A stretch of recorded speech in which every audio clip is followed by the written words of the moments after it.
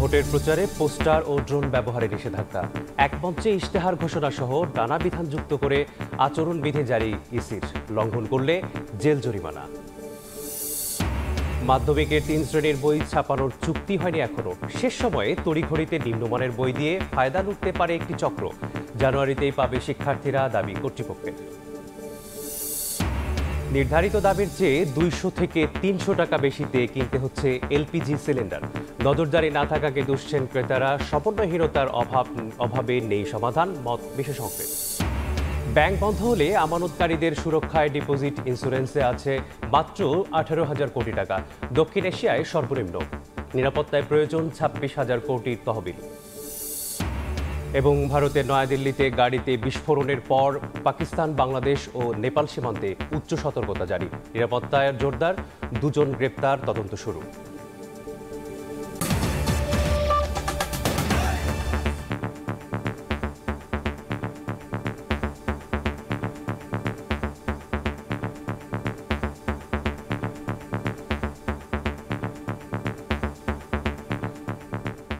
ভোরের সময় সঙ্গে আছে এমএস বাহুল আলী। 71কে ভুলিয়ে দেশকে গিলে খেতে চায় মুক্তিযুদ্ধ বিরোধীরা। তাদের ষড়যন্ত্রে নির্বাচন পেছালে সর্বনাশ হবে দেশের। ঠাকুরগাঁওয়ের নিজ এলাকায় নির্বাচনী কর্মসূচিতে বিএনপি মহাসচিব মির্জা ফখরুল ইসলাম আলমগীর আরও বলেন, যুক্তরাষ্ট্র থেকে আসা লোকের জোর করে চাপিয়ে দেয়া কিছু মানবে না জনগণ। সংস্কার নিয়ে ফয়সালা করবে আগামী সংসদ। দেশে বইছে নির্বাচনী হাওয়া। প্রার্থী ঘোষণার পর গণসংযোগের মাঠে ময়দানে ছুটছেন বিএনপি মনোনীতরা। ঠাকুরগাঁওয়ের নিজ নির্বাচনী এলাকায় একের পর এক কর্মসূচিতে যোগ দিচ্ছেন দলটির মহাসচিব মির্জা ফখরুল ইসলাম আলমগীর। সোমবার সকালে মুক্তিযোদ্ধা কমপ্লেক্সে মুক্তিযোদ্ধা ও তাদের সন্তানদের সঙ্গে মতবিনিময় করেন মির্জা ফখরুল। বলেন, নির্বাচন পিছিয়ে দেওয়ার ষড়যন্ত্র করে দেশকে আজ গিলে খাওয়ার চেষ্টা করছে মুক্তিযুদ্ধ বিরোধীরা। আজকে একটা চেষ্টা করা হচ্ছে মুক্তিযুদ্ধটা ভুলাই দিবার টানে এরা আজকে দেশটাকে গিলে খাওয়ার চেষ্টা করছে। আজকে যে চক্রান্ত ষড়যন্ত্র চলছে, নির্বাচনকে বানচাল করে দেওয়ার, নির্বাচনকে পিছিয়ে দেওয়ার, সেই নির্বাচনকে পিছিয়ে দেওয়া মানে আমাদের সর্বনাশ হওয়া, এই দেশের সর্বনাশ হওয়া। কারণ এখন একটা নির্বাচিত সরকার খুব দরকার।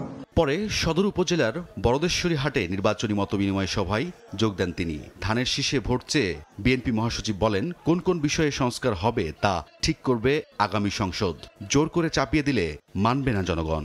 যে বিষয়টা আমার দেশের লোক এখনো বুঝে না, যে বিষয়টার সঙ্গে পরিচিত না, সেই জিনিসটা চাপায় দেওয়ার জন্য চেষ্টা করছে। ভোটটা দেন না ভাই, কে কয়টা ভোট পান, তারপর দেখবো আপনারা কে কত বড় শক্তি জানতেন। ভোটে যদি জিতে যান 100 বার করবেন কি আর? জোর করে চাপাই দিয়ে জনগণের উপরে কোনো ব্যবস্থা আমরা মানব না। বিকেলে আরেক মতবিনিময় সভায় বিএনপি মহাসচিব বলেন, জামাত বিভিন্ন অজুহাতে দেশকে অস্থিতিশীলতা করার চেষ্টা করছে। নির্বাচন ব্যাহতের চেষ্টা বরদাস্ত করবে না জনগণ। কিছু কিছু দল সেখানে বিভেদ সৃষ্টি করার চেষ্টা করছে। আমি পরিষ্কার করে বলতে চাই, জামাত ইসলাম তারা আজকে বিভিন্ন অজুহাত তুলে দেশকে একটা অস্থিতিশীলতার দিকে নিয়ে যাওয়ার চেষ্টা করছে। পিআরের নামে কারো দলীয় স্বার্থের কোনো কিছু জনগণ মানবে না বলেও জানান মির্জা ফখরুল। রাইদুল ইসলাম শুভ, সময় সংবাদ। গণভোট বিরোধীদের ফ্যাসিবাদের সমর্থক আখ্যা দিয়ে জামায়াত বলছে, সংবিধান মানলে 2026 সালে নির্বাচন আয়োজন সম্ভব না, অপেক্ষা করতে হবে 5 বছর মেয়াদপূর্তির। সোমবার সন্ধ্যায় পুরান পল্টনে 8 ইসলামী দলের বৈঠক শেষে এক যৌথ প্রেস ব্রিফিংয়ে একথা জানান জামায়াতের সহকারী secretary general Hamidur Rahman Azad. BNP ডাকলে ইসলামী দলগুলো আলোচনায় বসতে রাজি উল্লেখ করে তিনি বলেন, সংবিধানের চেয়ে জনগণের অভিপ্রায় বেশি গুরুত্বপূর্ণ। জুলাই সনদ বাস্তবায়ন, গণভোট সহ 5 দাবিতে আজ রাজধানীর পল্টনে সমাবেশ করবে 8টি ইসলামী দল। সমাবেশ থেকে সরকার ও দেশের জনগণকে চলমান আন্দোলনের বার্তা দেয়া হবে।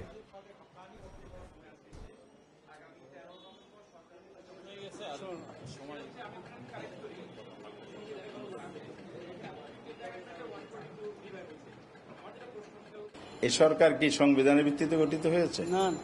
তাহলে আপনি সরকার অবস্থান কোথায় যাবেন? সুতরাং এই জায়গায় হাত দিতে গেলে বহু ধরনের জটিলতা তৈরি হবে।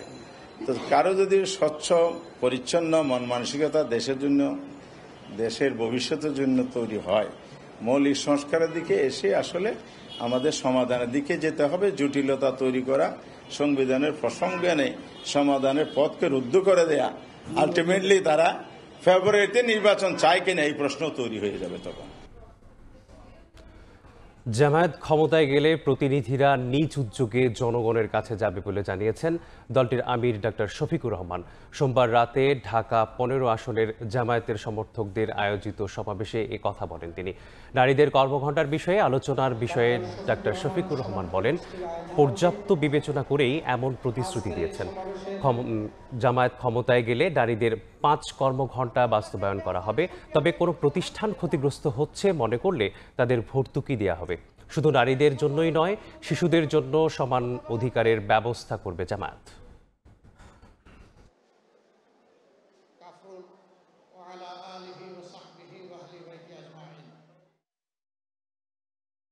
চতুর্দিকে সমালোচনার ঝড়, হায় হায় কি বলল জামাতের আমির সাহেব। এখন তো আর মহিলারা কোনো কাজই পাবে না। যারা বিভিন্ন কাজে নিয়োগ করবে তারা বলবে, বাবা আমার এই 5 ঘন্টা দিয়ে 8 ঘন্টার বেতন দিয়ে আমার তো পোষাবে না, আমার দরকার নেই মহিলা কর্মজীবী। বিবেচনা না করে, চিন্তা না করে এই কথা বলি নাই। মারা 5 ঘন্টা কাজ করে 8 ঘন্টার বেতন পাবেন ইনশাআল্লাহ। তবে সেই 3 ঘন্টার বেতন শিল্প মালিকদেরকে দিতে হবে না, এটা দিতে বাধ্য থাকবে সরকার। সংস্কারের পথে না হাঁটলে নিশ্চিহ্নের পথে হাঁটবে বিএনপি, এমন মন্তব্য করেছেন এনসিপির মুখ্য সমন্বয়ক নাসির উদ্দিন পাটোয়ারি। আরও বলেন, জুলাই সনদ নিয়ে টানাটানিতে ভোট পেছালে দায়ী থাকবে বিএনপি ও জামায়াত। সোমবার বিকেলে এনসিপি কার্যালয়ে জাতীয় শ্রমিক শক্তির আলোচনায় শ্রমিক নেতারা বলেন, দলগুলো শ্রমজীবীদের রাজনৈতিক হাতিয়ার হিসেবে ব্যবহার করলেও তাদের উন্নয়নে কাজ করেনি কেউ। জুলাই সনদে শ্রমিক শ্রেণীর রাজনৈতিক অবমূল্যায়ন শীর্ষক আলোচনা সভা। জাতীয় শ্রমিক শক্তির এই আয়োজনে অংশ নেন এনসিপি নেতারাও। এই রাষ্ট্রের একটা শ্রমিক নেতারা বলেন, বিভিন্ন সময় দলগুলো শ্রমিকদের রাজনৈতিক হাতিয়ার হিসেবে ব্যবহার করলেও তাদের প্রকৃত উন্নয়নে কাজ করেনি কেউ। শ্রমিকরা ট্রেড ইউনিয়ন গঠন করতে পারছেন না, আমাদের এই শ্রম মন্ত্রণালয় সেটা করতে দিচ্ছে না। সুবিধাটা শ্রমিকদের পাওয়ার কথা, সেই সুবিধা দেওয়ার ক্ষেত্রে রাষ্ট্রে যারা দায়িত্বপ্রাপ্ত ব্যক্তিরা আছেন তারা সেখানে জেনেও তারা না জানার অভিনয় সেখানে করছেন। সভায় রাজনৈতিক ইস্যুতে কথা বলেন এনসিপি নেতারা। বলেন, দলগুলোর বাধায় বাস্তবায়িত হচ্ছে না সংস্কার। নৌকার ভোট পাওয়ার জন্য এই দুই দল একটা বেলাল্লাপানা শুরু করেছে, এই জামায়াত ইসলাম এবং এই বিএনপি। তারা প্রকাশ্যে অপ্রকাশ্যে গোপনে নানাভাবে আওয়ামী লীগের যে শীর্ষ সন্ত্রাসী যারা আছে তাদেরকে শেল্টার দিচ্ছে। সংস্কারের পথে না হাঁটলে বিএনপি নিশ্চিহ্ন হবে এমন হুঁশিয়ারি দিয়ে সনদ নিয়ে টানাটানির কারণে ভোট পেছালে দায়ী থাকবে বিএনপি ও জামাত। ভোট বাগ বটোয়ারার যে দ্বন্দ্বযুদ্ধে মল্লযুদ্ধে লিপ্ত হয়েছেন, এটা তো সরাসরি শহীদদের রক্তের সাথে বেইমানি। যদি ধানের বেজে আপনারা ভোটটা দেন তাহলে বাংলাদেশে কোনো সংস্কার হবে না। দাঁড়িপাল্লার যদি আপনারা সেখানে ভোট দেন কোনো সংস্কার হবে না। আর আমরা আগামীর পার্লামেন্টে কোনো একক নেতৃত্বে পার্লামেন্ট দেখতে চাই না। ঐক্যমত কমিশনের ভাষ্য থেকে বের হয়ে নোট অফ ডিসেন্টকে ঢুকানোর যদি কোনো পায়তারা করে, সবাইকে নিয়ে শহীদ ফ্যামিলি থেকে শুরু করে আহত যারা যোদ্ধা রয়েছেন, আমরা রাজপথে আবার যাব। ইলেকশন যদি পিছিয়ে যায়, আপনারা দুই দল ইতিহাসে ইলেকশন পিছানোর জন্য দায়ী থাকবেন। ঐক্যমত্য কমিশনে শ্রমিকদের স্বার্থ তুলে না ধরায় ক্ষোভ জানান বক্তারা। সামদানি প্রত্যয়, সময় সংবাদ, ঢাকা। ভোটের প্রচারে পোস্টার ও ড্রোন ব্যবহারে নিষেধাজ্ঞা সহ নানা বিধান যুক্ত করে নির্বাচনী আচরণবিধি জারি করেছেন নির্বাচন কমিশন। দল ও প্রার্থীর আচরণবিধি চূড়ান্ত করে সোমবার রাতে গেজেট প্রকাশ করায় ইসি। প্রথমবারের মতো পোস্টার ব্যবহার বন্ধ করে দেয়া হলো ভোটের প্রচারে। এছাড়া একমঞ্চে প্রার্থীদের ইশতেহার ঘোষণা, আচরণবিধি মানায় দল ও প্রার্থীকে অঙ্গীকারনামা দেওয়ার বাধ্যবাধকতা রাখা হয়েছে। সামাজিক যোগাযোগ মাধ্যমে ভোটের প্রচারে কড়াকড়ি আরোপ, অসৎ উদ্দেশ্য, এআই ব্যবহারের নিষেধাজ্ঞা সহ কি করা যাবে না তা তুলে ধরা হয়েছে এই বিধিমালায়। আচরণবিধি লঙ্ঘনে সর্বোচ্চ 6 মাসের কারাদণ্ড ও 1.5 লাখ টাকা জরিমানার বিধান রাখা হয়েছে। প্রয়োজনে তদন্ত সাপেক্ষে প্রার্থিতা বাতিলের ক্ষমতাও রয়েছে ইসির।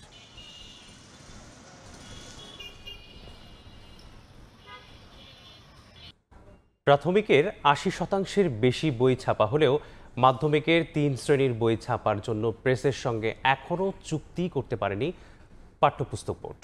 এতে জানুয়ারিতে এই 3 শ্রেণীর বই পাওয়া নিয়ে শঙ্কা রয়েছে জানিয়ে মুদ্রণ ব্যবসায়ীরা বলছেন, শেষ সময়ে তড়িঘড়িতে নিম্নমানের বই দিয়ে ফায়দা লুটতে পারে একটি চক্র। তবে বোর্ড বলছে, বছরের প্রথম দিন নতুন বই পাবে শিক্ষার্থীরা। শাকির আহমেদের রিপোর্ট।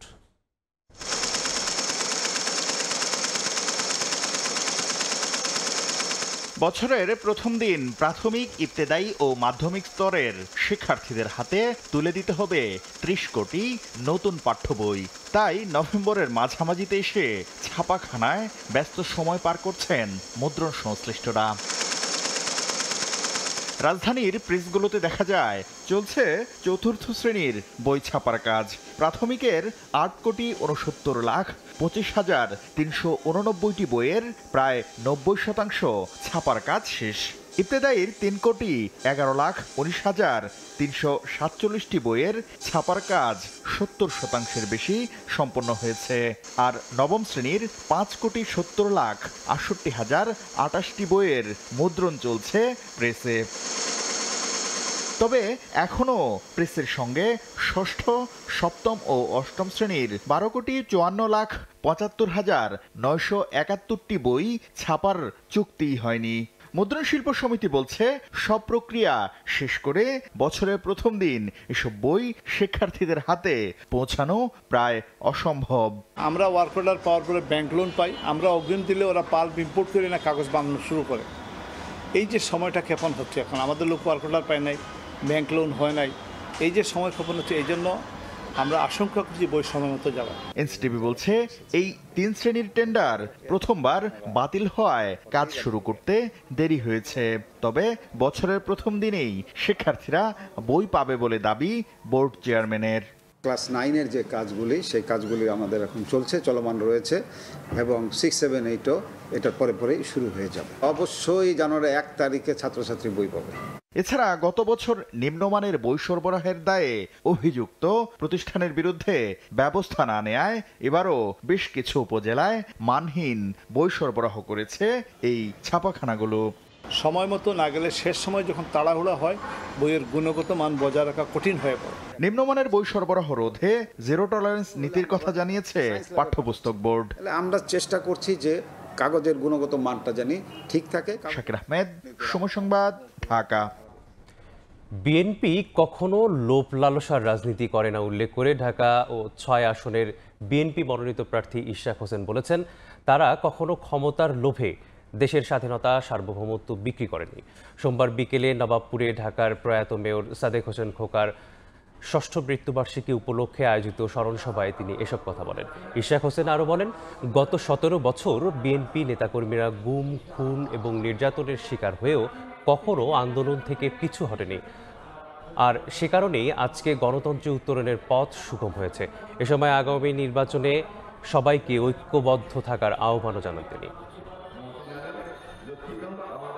এই জাতীয়তাবাদী শক্তি বিগত 17 বছর যাবৎ যেভাবেই হোক নানান জুলুম, অত্যাচার, নির্যাতন, গুম, খুন, হত্যা বিভিন্ন কিছু সহ্য করেও এবং সেই অত্যাচারের মুখে আমরা দাঁড়িয়ে থেকেও আন্দোলন সংগ্রাম করেছি। এই আন্দোলনটা যদি আমরা না করতাম, তাহলে আজকে বাংলাদেশে কি গণতন্ত্র যে ফেরত আসার পথটি আবারও সুগম হয়েছে সেটি হতো কিনা, সেটা নিয়ে অবশ্যই যে কেউ বলতেই পারে। জুলাই সনদের আদেশ ডক্টর মোহাম্মদ ইউনূসকেই দিতে হবে বলে মন্তব্য করেছেন জাতীয় নাগরিক পার্টির দক্ষিণাঞ্চলের মুখ্য সংগঠক হাসনাত আব্দুল্লাহ। সোমবার সন্ধ্যায় চাঁদপুর জেলা শিল্পকলা একাডেমিতে সমন্বয় সভা করে এনসিপি। এতে উপস্থিত ছিলেন হাসনাত আব্দুল্লাহ। এ সময় তিনি জানান, নির্বাচন সুষ্ঠু ও অবাধ করার জন্য রাজনৈতিক দলগুলোর দায় রয়েছে। এজন্য সবাইকে ঐক্যবদ্ধভাবে কাজ করার আহ্বানও জানান তিনি। সভায় জেলার 8 উপজেলার নেতাকর্মীরা অংশগ্রহণ করেন।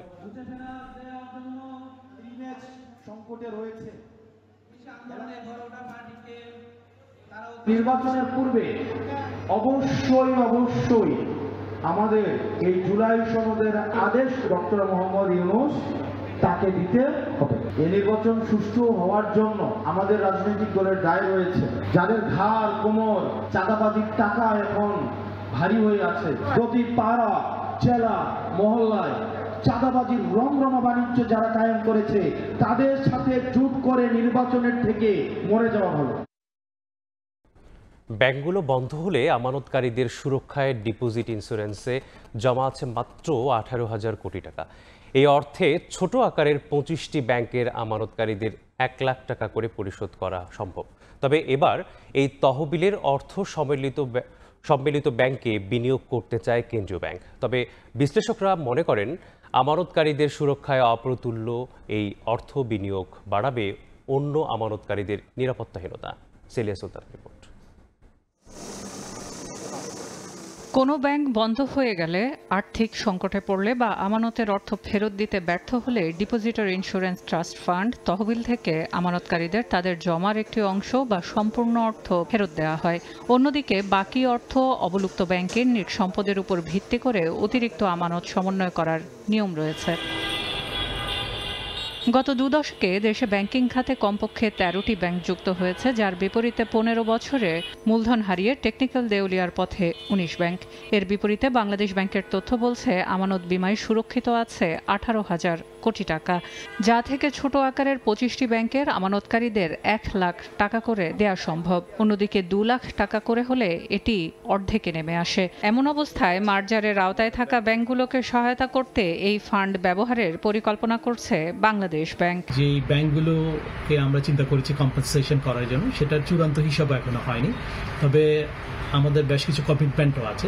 আমরা অতিরিক্ত কিছু ফান্ড আমরা ওয়ার্ল্ড ব্যাংক থেকে পাবো যেটা, এবং সরকারের অন্যান্য হিসাব থেকে আমরা এই টাকা যেগুলো পাবো সেগুলো দিয়ে এটা যে পরিমাণ হয়তো ডিমান্ড হবে সেটা আমরা কম্পেনসেট করার ব্যবস্থা করতে হবে।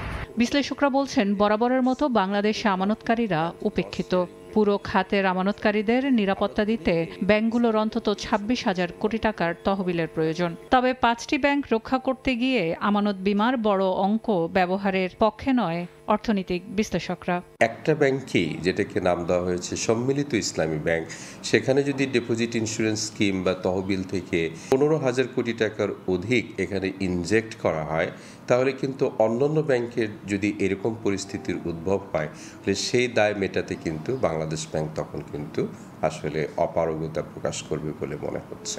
2020 সালে আমানত বিমা খসড়ায় 2 লাখ টাকা অনুমোদন চেয়েছে বাংলাদেশ ব্যাংক, যা চূড়ান্ত অনুমোদনে পরবর্তী সংসদের অপেক্ষা করতে হবে আমানতকারীদের।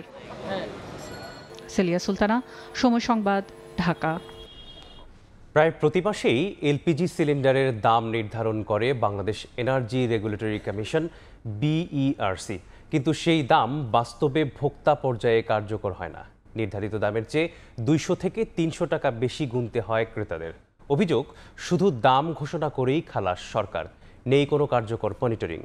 বিশেষজ্ঞরা বলছেন সমন্বয়হীনতার অভাবেই সমাধান নেই এলপিজির বাজারে, যার দায় নিতে হবে লাইসেন্স ইস্যুকারী প্রতিষ্ঠানকেই। শরীফ রুবেলের ছবিতে আবু সাইদ নিশানের প্রতিবেদন। Bangladesh energy regulatory commission BERC ঘোষিত 12 কেজি সিলিন্ডারের দাম এক, কিন্তু খুচরা বাজারে মিলছে আরেক দামে। নভেম্বর মাসের শুরুতেই 12 কেজি এলপিজি সিলিন্ডারের দাম নির্ধারণ করা হয় 1215 টাকা। রাজধানীর বিভিন্ন এলাকা ঘুরে দেখা গেছে নির্ধারিত মূল্যের চেয়ে 200 থেকে 300 টাকা বেশি গুনছেন ভোক্তারা। দাম বাস্তবায়নে কার্যকর নজরদারির অভাবকেই দায়ী করছেন ক্রেতারা। তাদের অভিযোগ, শুধু দাম নির্ধারণ করেই দায়িত্ব শেষ করছে সংশ্লিষ্ট সংস্থা। এদিকে বিক্রেতারা বলছেন সার্ভিস চার্জের কারণেই অতিরিক্ত দাম নিচ্ছেন তারা। 1200 করে দিছি, 1100 করে দিছি, কিন্তু পরে হচ্ছে না। এটা 1215 টাকার সরকার নির্ধারিত করছে, কিন্তু আমাদের তো কেউ নির্ধারিত করে নেই। আমাদের যারা দিয়ে যায় তারা ওই 1500 টাকা করে নিয়ে যায়। 35 কেজি গ্যাসে তো ওয়েট বেশি, রিস্ক আমরা যাচ্ছে আমার 20-50 টাকা। 35 কেজি 35 কেজিতে আমরা 100 টাকা নিচ্ছি, 12 কেজি নিচ্ছি 50 টাকা। সরকার নির্ধারিত দেখতে হবে। এ বিষয়ে কথা বলতে চাইলে ব্রিফিং এর বাইরে সাক্ষাৎকার না দেওয়ার কথা জানান বিইআরসি চেয়ারম্যান। বিইআরসি কার্যালয়ে তার ব্যক্তিগত কর্মকর্তাও জানান ক্যামেরার সামনে কথা বলেন না তিনি। পরে এক পর্যায়ে কথা বলতে রাজি হন সংস্থাটির অর্থ ও প্রশাসন বিভাগের সদস্য আব্দুর রাজ্জাক। তিনি জানান অনিয়ম ঠেকাতে ভোক্তা অধিকার ও স্থানীয় প্রশাসনের সঙ্গে সমন্বয়ে মনিটরিং জোরদার করা হবে। প্রত্যেক জেলা প্রশাসকের তার নিজস্ব জুরিডিকশনে এই জিনিসগুলো তদারকি করা তাদের দায়িত্বের মধ্যে আছে, এবং আমরাও তাদেরকে বারবার এই ব্যাপারগুলো যাতে আরো প্রপারলি মনিটরিং হয় সেই ব্যাপারটা জোরদার করার জন্য তাদেরকে আমরা অনুরোধ জানাচ্ছি। এলপিজি সিলিন্ডার বিশেষজ্ঞের মতে সমন্বয়হীনতার অভাবেই সমাধান নেই এলপিজির বাজারে, যার দায় নিতে হবে লাইসেন্স ইস্যুকারী প্রতিষ্ঠানকেই। ফুল এলপিজি সিলিন্ডারটাকে রাইট ওয়েতে ফিল করে রাইট সিলিন্ডার কাস্টমারের কাছে রাইট প্রাইসে পৌঁছে দেওয়ার জন্য একটা কম্বিনেশন হেল্প দরকার। অনেক সময় ডিসকাশন হয় কিন্তু ইফেক্টিভভাবে এক্সিকিউশন হয় না। আমরা যখন এক্সিকিউশন করব তখনই একমাত্র এই বাজারটা ফিরবে। জ্বালানি বিশেষজ্ঞদের মতে মনিটরিং দুর্বল থাকলে কেবল দাম নয়, নিরাপত্তা ঝুঁকিও বাড়বে। মনিটরিং করা উচিত এবং এইটার জন্য যদি কোনো ব্যবস্থাপনা থাকে সেইটা অ্যাডাপ্ট করা উচিত। আমরা যে সিলিন্ডারগুলো ব্যবহার করি এগুলো কিন্তু সেফ সিলিন্ডার না। এই যে সেফটি নেটটা খুব ন্যারো, যে কেউ এখান থেকে বিপজ্জনক পরিস্থিতিতে পড়তে পারে। দাম ও পরিমাপের পাশাপাশি লাইসেন্সবিহীন ও মেয়াদ উত্তীর্ণ সিলিন্ডারের বিরুদ্ধেও ব্যবস্থা নেওয়া জরুরি বলে মত বিশেষজ্ঞদের। প্রায় 3 কোটি এলপিজি গ্যাস সিলিন্ডার ব্যবহৃত হয় বাংলাদেশে, যার অধিকাংশই লাইসেন্সবিহীন এবং মেয়াদ উত্তীর্ণ। এমনকি এসব সিলিন্ডার ব্যবহারের ক্ষেত্রে মানা হয় না কোনো নিয়ম নীতিও। এতে অনেক সময় ঘটছে বড় ধরনের দুর্ঘটনাও। আবু সাইদ নিশান, সময় সংবাদ, ঢাকা। পেঁয়াজের বাজার নিয়ন্ত্রণে আনতে নতুন পেঁয়াজ আমদানির সুপারিশ করেছে ট্রেড অ্যান্ড ট্যারিফ কমিশন। তবে অর্থনীতিবিদরা বলছেন নতুন দেশি পেঁয়াজ আসার আগ মুহূর্তে আমদানি হলে ঝুঁকিতে পড়বে কৃষক। তাই দাম নিয়ন্ত্রণে সিন্ডিকেট ভাঙার পরামর্শ তাদের। অন্তরা সেনের রিপোর্ট। চলতি মাসের শুরুতে হঠাৎ করে রাজধানীর বাজারে ৮০ টাকা থেকে পেঁয়াজের দাম চড়ে বসে ১২০ টাকায়। এতে অস্থিতিশীল হয়ে পড়ে বাজার। আপনার পেঁয়াজ ১১০ টাকা কেজি বিক্রি করতেছি। দেশি পেঁয়াজ চলতেছে ১১০ টাকা কেজি, আর হাইব্রিড চললে ১০৮ টাকা ৬০ টাকা। তো পেঁয়াজের আমদানি একটু কমে গেছে, এর জন্য তো দাম বেশি। এখন মুকামে কৃষকদের কাছে বেশি পেঁয়াজ নাই। পেঁয়াজের অস্বাভাবিক মূল্য বৃদ্ধি নিয়ন্ত্রণে আনতে গেল বৃহস্পতিবার বাণিজ্য মন্ত্রণালয়ে আমদানির সুপারিশ পাঠিয়েছে ট্রেড অ্যান্ড ট্যারিফ কমিশন। এরপর গেল রোববার প্রয়োজনে আমদানির অনুমতি দেওয়ার কথা জানান বাণিজ্য উপদেষ্টাও। যদি এই সপ্তাহের মধ্যে স্বাভাবিক অবস্থায় ফেরত না আসে, আমরা আমদানি দিয়ে বাজার ব্যবস্থায়, সরবরাহ ব্যবস্থায় মানে যোগানের উন্নতি ইনশাআল্লাহ ঘটাবো। বাজারে নতুন দেশি পেঁয়াজ আসার আগে আমদানি শুরু হলে কৃষক ন্যায্য দাম থেকে বঞ্চিত হবেন বলে জানান অর্থনীতিবিদরা। নতুন পেঁয়াজ সেটা কিন্তু ওঠা শুরু হয়েছে। এই অবস্থায় পেঁয়াজের আমদানিটা, যেটা আমার মনে হয় যে সরকার যেটা দিয়েছে অনুমোদন, এতে একটা ক্ষতিও হতে পারে দেশে। তার কারণ এই যারা কৃষক তারা কিন্তু দাদন নিয়েছেন। এই মুহূর্তে আসলে এই ঢালাওভাবে আমদানি, সেটা কিন্তু আসলে এই যারা ঋণ নিয়েছেন তাদের অনেক বড় ক্ষতি করবে। পেঁয়াজের কৃত্রিম সংকট তৈরি করে হঠাৎ দাম বাড়ার জন্য বাজার তদারকির অভাবকেই দায়ী করছেন তারা। পেঁয়াজ যে অনেক আছে বাজারে এরকম নয়, তবে ঘাটতিও নেই অত বেশি। যতটুকু ঘাটতি আছে আমার মনে হয় যে এখানে আসলে কৃত্রিম সংকট আছে, মানে এটা ইচ্ছা করে এই সংকটটা তৈরি করা রাখা হয়েছে। যারা সিন্ডিকেট করছেন তাদেরকে ধরতে হবে। আমি মনে করি যে এখানে ভোক্তা অধিকার সংরক্ষণ অধিদপ্তর, বাণিজ্য মন্ত্রণালয়, এনবিআর এবং স্থানীয় প্রশাসন, এদেরকে কাজ করতে হবে খুব নিবিড়ভাবে। আমদানি না করে সিন্ডিকেটের দৌরাত্ম্য নিয়ন্ত্রণে আনার পরামর্শ বাজার বিশ্লেষকদের। অন্তরা সেন, সময় সংবাদ, ঢাকা। 11তম গ্রেডের আশ্বাসে সরকারি প্রাথমিক বিদ্যালয়ের শিক্ষকরা আন্দোলন স্থগিত করেছেন। সোমবার রাত 10:30টার দিকে ছেড়ে যায় কেন্দ্রীয় শহীদ মিনার। তবে আলোচনার পর স্কুলে পাঠদানের বিষয়ে সিদ্ধান্ত জানাবেন তারা।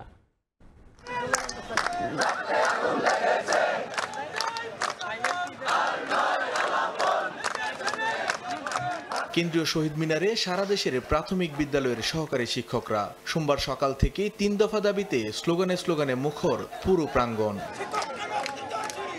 বেতন ভাতা বাড়ানোর দাবিতে সোমবার তৃতীয় দিনের মতো অবস্থান কর্মসূচি পালন করেন শিক্ষকরা। বিভিন্ন স্কুলের শিক্ষকরাও যোগ দেন কর্মসূচিতে। এই বৈষম্য মেনে নেওয়ার মতো না, এই প্রশাসন আমরা মেনে নেব না। আমরা তো স্টুডেন্টদের বিরুদ্ধে না, সুতরাং আমরা চাই ক্লাসরুমে ফিরে যেতে।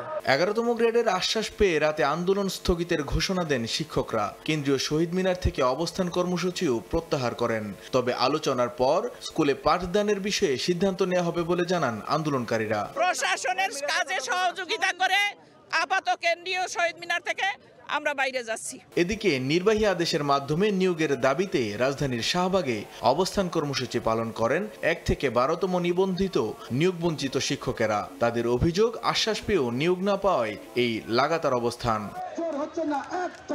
মানিক মোহাম্মদ ওমর, সময় সংবাদ, ঢাকা। ভেঙে পড়েছে রংপুর মহানগরীর সড়ক ব্যবস্থাপনা। অবৈধভাবে সড়ক ও ফুটপাত দখল, যত্রতত্র পার্কিং, সিগন্যাল লাইট না থাকা, ট্রাফিক সংকট সহ নানা কারণে নগরের গুরুত্বপূর্ণ বিভিন্ন সড়কে বাড়ছে যানজট। নষ্ট হচ্ছে কর্মঘণ্টা। নগরবাসীরা বলছেন প্রতিনিয়ত ভোগান্তি যেন নিত্যদিনের সঙ্গী। শাকিল মাহমুদের ক্যামেরায় আরও জানাচ্ছেন রেদওয়ান হিমেল। রংপুর মহানগরী এখন পরিচিতি পেয়েছে যানজটের নগরী হিসেবে। অনিয়ন্ত্রিত ইজি বাইক, দুর্বল ট্রাফিক ব্যবস্থা এবং ফুটপাত দখলের কারণে এই পরিস্থিতির সৃষ্টি হয়েছে। এছাড়া রয়েছে যত্রতত্র পার্কিং। নগরীর জাহাজ কোম্পানি মোড়, পায়রা চত্বর, সুপারমার্কেট, বাংলাদেশ ব্যাংক মোড়, সিটি বাজার সহ অন্তত ডজন খানেক স্থানে যানজট এখন নিত্যদিনের ঘটনা। ফলে ভোগান্তিতে নগরবাসী। সিও বাজার থেকে আপনার পুরাটাই জ্যাম, মানে ফুটপাত পর্যন্ত দখল করে নিয়েছে। কাছারি বাজার মোড়ে এখন জ্যাম দেখা যাচ্ছে, বা ছোট ছোট জায়গাগুলোর মধ্যে জ্যাম দেখা যাচ্ছে। ট্রাফিক আইনের অমান্য করে তারা বিভিন্ন স্থানে অটো বা রিক্সা দাঁড় করাচ্ছে। যানজটে তো হেভি পরিত্যাগ, মানে যাইতে আধা ঘন্টা, ওর বাজার থেকে আসতে আধা ঘন্টা, অথচ 2 কিলো রাস্তা নয়। এখান থেকে পরিত্রাণের জন্য আমরা মনে করি যে বিকল্প সড়কের যেমন প্রয়োজন রয়েছে, তেমনি নগরীর বিভিন্ন পয়েন্টে যে পুলিশ কাজ করছে তাদের আরও বেশি সক্রিয় হওয়া দরকার। গত 4 বছর আগে 60 লাখ টাকা ব্যয়ে নির্মিত এই লাইটগুলো পড়ে আছে অকেজো অবস্থায়। ফলে ম্যানুয়ালিভাবে ট্রাফিক ব্যবস্থা নিয়ন্ত্রণ করতে হচ্ছে ট্রাফিক পুলিশের। লোকবল সংকটের কথা জানিয়ে ট্রাফিক বিভাগের দাবি, যানজট কমাতে নিয়মিত উচ্ছেদ অভিযান ও সচেতনতামূলক কার্যক্রম পরিচালনা করা হচ্ছে। সীমিত জনবল নিয়ে শহরের যে বিশেষ বিশেষ পয়েন্টগুলো আছে, বিশেষ করে স্কুল যখন শুরু হয় এবং শেষ হয়, এই জায়গাগুলোতে বেশি করে কনজেশন হয়, তো আমরা সেখানে স্পেশাল টেক কেয়ার করি। ট্রাফিক বিভাগের তথ্য মতে রংপুর মহানগরীতে গড়ে প্রতিদিন যান্ত্রিক অযান্ত্রিক মিলে লক্ষাধিক যানবাহন চলাচল করে। রেদওয়ান হিমেল, সময় সংবাদ, রংপুর। সংস্কারের জন্য কুড়িগ্রামের একটি গুরুত্বপূর্ণ সড়কের দুই পাশে গভীর গর্ত খুঁড়ে কাজ বন্ধ রেখেছে ঠিকাদার। এতে প্রায় 2 বছর ধরে সড়কটিতে লাখ লাখ মানুষের যাতায়াতে দুর্ভোগ বাড়লেও টনক নড়ছে না কর্তৃপক্ষের। নির্দিষ্ট সময়ে কাজ শেষ করতে না পারলে ঠিকাদারের বিরুদ্ধে ব্যবস্থা নেওয়ার কথা জানায় সংশ্লিষ্ট দপ্তর। বাচ্চা সৈকতের তথ্য ও জামিল মিয়ার ছবি নিয়ে রিপোর্ট। কোথাও কোথাও সড়কের দুপাশে করা হয়েছে গভীর গর্ত, আবার কোথাও খুঁড়ে রাখা গর্ত ভরে উঠেছে সবুজ ঘাসে। এরই মাঝে অবশিষ্ট ভাঙাচোরা সড়কে জীবনের ঝুঁকি নিয়ে চলাচল করছে পথচারী ও যানবাহন। 2024 সালে কুড়িগ্রামের রাজারহাট উপশহর থেকে কুড়িগ্রাম চিলমারি সড়কের আনন্দবাজার পর্যন্ত প্রায় 12 কিলোমিটার সংযোগ সড়ক প্রশস্ত ও সংস্কারের কাজ শুরু করে মোহাম্মদ খায়রুল কবির রানা নামে একটি ঠিকাদারি প্রতিষ্ঠান। পরিকল্পনা মাফিক সড়কের দুপাশে গর্ত খুঁড়ে মাটি সরিয়ে নেওয়ার পর কাজ বন্ধ করে লাপাত্তা ঠিকাদার। ফলে সড়কটি মরণ ফাঁদে পরিণত হয়েছে। এদিকে দীর্ঘদিন ধরে যাতায়াতের দুর্ভোগ লাঘবে সম্প্রতি মানববন্ধনও করেছেন স্থানীয়রা। তাদের অভিযোগ, দিনের বেলা এই সড়কে কোনো রকমে যাতায়াত করা গেলেও রাতের কুয়াশায় প্রায়ই ঘটছে দুর্ঘটনা। দুই পাশে গর্ত হচ্ছে, গাড়ি পড়তেছে, সাইকেল পড়তেছে। আমাদের রাস্তাটার এত অবস্থা খারাপ, বেয়ারিং 2 দিন পর পর পাল্টা লাগে। কর্মকর্তাদের কাছে আবেদন যেন আমাদের রাস্তাটা অতি তাড়াতাড়ি পাকা হয়। এদিকে ঠিকাদারকে বারবার তাগিদ দেওয়া হয়েছে, নির্দিষ্ট সময়ে কাজ শেষ করতে না পারলে ব্যবস্থা নেওয়া হবে বলে জানান উপজেলা প্রকৌশলী। মাঝে মধ্যে কাজ করার পর বন্ধ রাখে, আমরা বারবার তাকে কাজ করার জন্য তাগিদপত্র দিই। নির্দিষ্ট সময়ের মধ্যে এই কাজটি শেষ করতে না পারলে তার বিরুদ্ধে আমরা প্রয়োজনীয় ব্যবস্থা গ্রহণ করি। প্রায় 14.5 কোটি টাকা ব্যয়ে সড়কটি সংস্কার কাজের মেয়াদ আর মাত্র 1.5 মাস বাকি থাকলেও এখনো শেষ হয়নি 10 ভাগ কাজ। সময় সংবাদ, কুড়িগ্রাম। আমদানি রপ্তানিতে অন্যতম গুরুত্বপূর্ণ পথ পঞ্চগড়ের বাংলাবান্ধা স্থলবন্দর। এ পথ দিয়ে পাথর আমদানি সহ ভারত, নেপাল ও ভুটানে নিত্য প্রয়োজনীয় পণ্য আমদানি রপ্তানিতে গুরুত্বপূর্ণ ভূমিকা রাখছে। তবে প্রয়োজনীয় উদ্যোগ আর আধুনিক সুযোগ সুবিধা না থাকায় রাজস্ব আয়ে পিছিয়ে পড়ছে বন্দরটি। পঞ্চগড় থেকে বিস্তারিত জানাচ্ছেন সোহাগ হায়দার। পঞ্চগড়ের বাংলাবান্ধা স্থলবন্দর পাথর আমদানিতে গুরুত্বপূর্ণ ভূমিকা রাখলেও এখন যুক্ত হয়েছে নেপালে আলু রপ্তানির নতুন অধ্যায়। পাথর আমদানি সহ ভারত, নেপাল ও ভুটানে নিত্য প্রয়োজনীয় পণ্য আমদানি রপ্তানিতে গুরুত্বপূর্ণ ভূমিকা রাখছে এ পথ।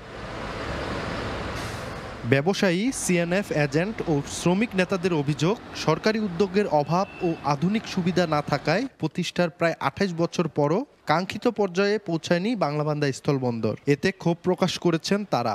পাথর আসতেছে, পাশাপাশি আমাদের বাংলাবান্ধা স্থলবন্দর দিয়ে আলুর গাড়ি ভালোই যাচ্ছে। এখানে দীর্ঘ 28 বছর যাবত এই বন্দর চালু হয়েছে, তো ওই হিসাবে তেমন অগ্রগতি এই বন্দর হয়নি। পাথরের পাশাপাশি বিভিন্ন ধরনের পণ্য আমদানি এবং রপ্তানি দুটোই হচ্ছে। বন্দরের কর্মকর্তারা বলছেন, পাথরের পাশাপাশি অন্যান্য বাণিজ্যিক পণ্যের আমদানি বাড়ানোর উদ্যোগ নেওয়া গেলে বন্দরের কার্যক্রম আরও প্রসারিত হবে। আমদানিকে যদি আরেকটু ডাইভার্সিফাইড করা যায় তাহলে বন্দরের সাথে সংশ্লিষ্ট সকলেই উপকৃত হবে এবং সাথে সাথে সরকারের রাজস্ব আয়ও বৃদ্ধি পাবে। বন্দর কর্তৃপক্ষ জানায়, নানা প্রতিবন্ধকতার কারণে চলতি অর্থ বছরের আগস্ট পর্যন্ত আগের বছরের তুলনায় প্রায় 2 লাখ মেট্রিক টন আমদানি কমে গেলেও গত 2 মাস ধরে আমদানির পরিমাণ আবারও বাড়ছে। একই সঙ্গে বেড়েছে নেপালে আলু রপ্তানিও। সোহাগ হায়দার, সময় সংবাদ, পঞ্চগড়।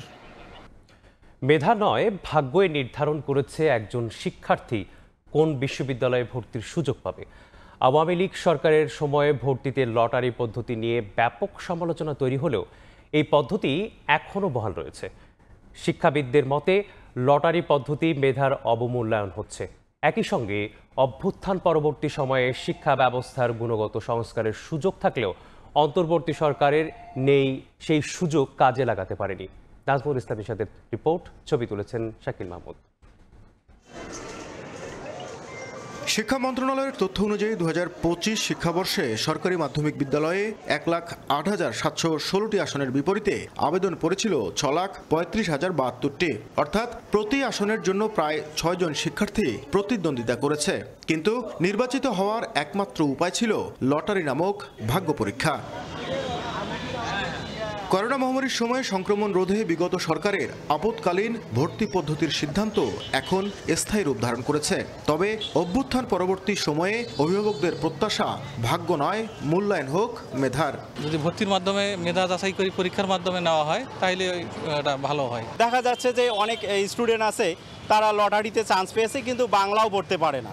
শিক্ষাবিদরা বলছেন, উন্নত বিশ্বের কোথাও এ ধরনের ভর্তি পদ্ধতি অনুসরণ করা হয় না। এর ফলে শিক্ষার্থীদের প্রতিযোগিতামূলক মনোভাব বাধাগ্রস্ত হচ্ছে এবং শিক্ষা ব্যবস্থায় তৈরি হচ্ছে দীর্ঘমেয়াদী ক্ষতির শঙ্কা। 50-এর বাচ্চাটা হয়তো চান্স পেয়ে গেল ভালো জায়গায়, কিন্তু 1 রোলের বাচ্চাটা হয়তো ভালো জায়গায় চান্স পাচ্ছে না। লটারি সিস্টেমের মধ্য দিয়ে আগে ছেলেমেয়েরা যতটুকু পড়াশোনা করতো এখন কি ততটুকু করবে? উন্নত দেশগুলোতে তো কোথাও লটারি সিস্টেমে আসলে হয় না। আর গবেষকরা বলছেন, অন্তর্বর্তী সরকার নানা ক্ষেত্রে সংস্কার কমিশন গঠন করলেও শিক্ষা খাতে সংস্কারে কোনো কমিশন গঠন করেনি।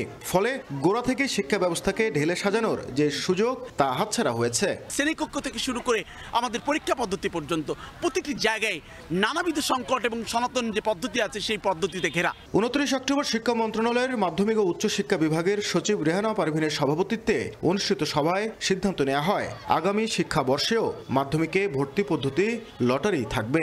জানিয়ে অভিভাবক, শিক্ষাবিদ ও শিক্ষার্থীদের মাঝে দেখা দিয়েছে মিশ্র প্রতিক্রিয়া। নাজমুল ইসলাম নিশাত, সময় সংবাদ, রংপুর। ইঞ্জিন বিকল হয়ে বঙ্গোপসাগরে ভাসমান অবস্থায় থাকা 24 জেলেসহ একটি মাছ ধরার ট্রলার উদ্ধার করেছে বাংলাদেশ নৌবাহিনী। সোমবার সকালে মোংলার ফেয়ারওয়ে বায়া থেকে প্রায় 29 মাইল দক্ষিণে ভাসমান অবস্থায় মদিনা 6 নামের ট্রলারটি উদ্ধার করে নৌবাহিনীর জাহাজ বানৌজা অপরাজেয়। গত 29 অক্টোবর কুতুবদিয়া উপকূল থেকে মাছ ধরতে গিয়ে যান্ত্রিক ত্রুটির কারণে ট্রলারের ইঞ্জিন বিকল হয়। 13 দিন মাছ সমুদ্রে ভাসতে থাকে মদিনা 6। নিয়মিত টহলে গিয়ে ট্রলারটি শনাক্ত করে নৌবাহিনী। 24 জেলেসহ মদিনা 6কে উদ্ধার করে নেওয়া হয় সুন্দরবন সংলগ্ন মোংলা বন্দরের হিরন পয়েন্টে। পরে তাদের কোস্টগার্ড পশ্চিম জোনের কাছে হস্তান্তর করে নৌবাহিনী। ধান কাটার আগ মুহূর্তে মাজরা ও কারেন্ট পোকার আক্রমণ দেখা দিয়েছে গাইবান্ধায়। কৃষকরা বলছেন, বিভিন্ন কীটনাশক দিয়ে কোনো কাজ না হওয়ায় দিশেহারা তারা। তবে কৃষি বিভাগ বলছে, পোকার আক্রমণ ঠেকাতে মাঠ পর্যায়ে কৃষকদের পরামর্শ দেওয়া হচ্ছে। বিপ্লব ইসলামের রিপোর্ট। গাইবান্ধায় ফসলের মাঠে এখন আমন ধান আধা পাকা হওয়ায় আর কিছুদিন পর কৃষকের ঘরে উঠবে সোনালী ফসল। তবে ধান কাটার আগ মুহূর্তে মাজরা ও কারেন্ট পোকার আক্রমণ দেখা দিয়েছে বিভিন্ন এলাকার মাঠে। এতে গাছের কাণ্ড নষ্ট হওয়ার পাশাপাশি শীষ চিটা হয়ে যাচ্ছে, অনেক গাছ বিপন্ন হয়ে মরে যাচ্ছে। কৃষক বলছেন বিভিন্ন কীটনাশক দিয়ে কোনো কাজ না হয় দিশেহারা তারা। পোকাটা যেটা ধানের গাছে লাগে ওটা লাগা আর কারেন্টের মতন একবারে শুকিয়ে যায়। ওষুধ দিয়েছি, ওষুধ দেওয়ার পরও কাজ হচ্ছে না। আমরা তো ওলে দেনা দফা করে করছি, কিছু পাইলাম না। কৃষি বিভাগ বলছে চলতি আমন মৌসুমে বৈরী আবহাওয়ার কারণে এসব পোকার আক্রমণ দেখা দিয়েছে। ক্ষতি কমাতে মাঠ পর্যায়ে কৃষকদের পরামর্শ দেয়া হচ্ছে বলে জানান সংশ্লিষ্ট কর্মকর্তা। কিছুদিন মেঘলা আবহাওয়া গেল, মেঘাচ্ছন্ন আকাশ, এই জন্য রোগ এবং পোকার একটা প্রাদুর্ভাবের একটা সমূহ সম্ভাবনা থাকে। এরকম আবহাওয়ায় পাইরাজিন, নিটেন পাইরাম গ্রুপের যে ওষুধগুলি আছে সেগুলি আমরা স্প্রে করলেই এটা দমন করা সম্ভব। মাঠ পর্যায়ে কর্মকর্তা সহ বিভিন্ন স্তরের কর্মকর্তাগণ আমরা তৎপর হয়েছি। চলতি মৌসুমে গাইবান্ধায় 1,33,125 হেক্টর জমিতে রোপা আমন আবাদ হয়েছে। বিপ্লব ইসলাম, সময় সংবাদ, গাইবান্ধা। বাজারে উঠতে শুরু করেছে শীতকালীন সবজি, তবে সরবরাহ কম থাকায় দাম বেশি বলছেন ক্রেতারা। বিস্তারিত জানাতে সিরাজগঞ্জের পৌর পাইকারি বাজার কাঁচা বাজারে আছেন সহকর্মী রিঙ্কু কুন্ডু। সরাসরি যাচ্ছি তার কাছে।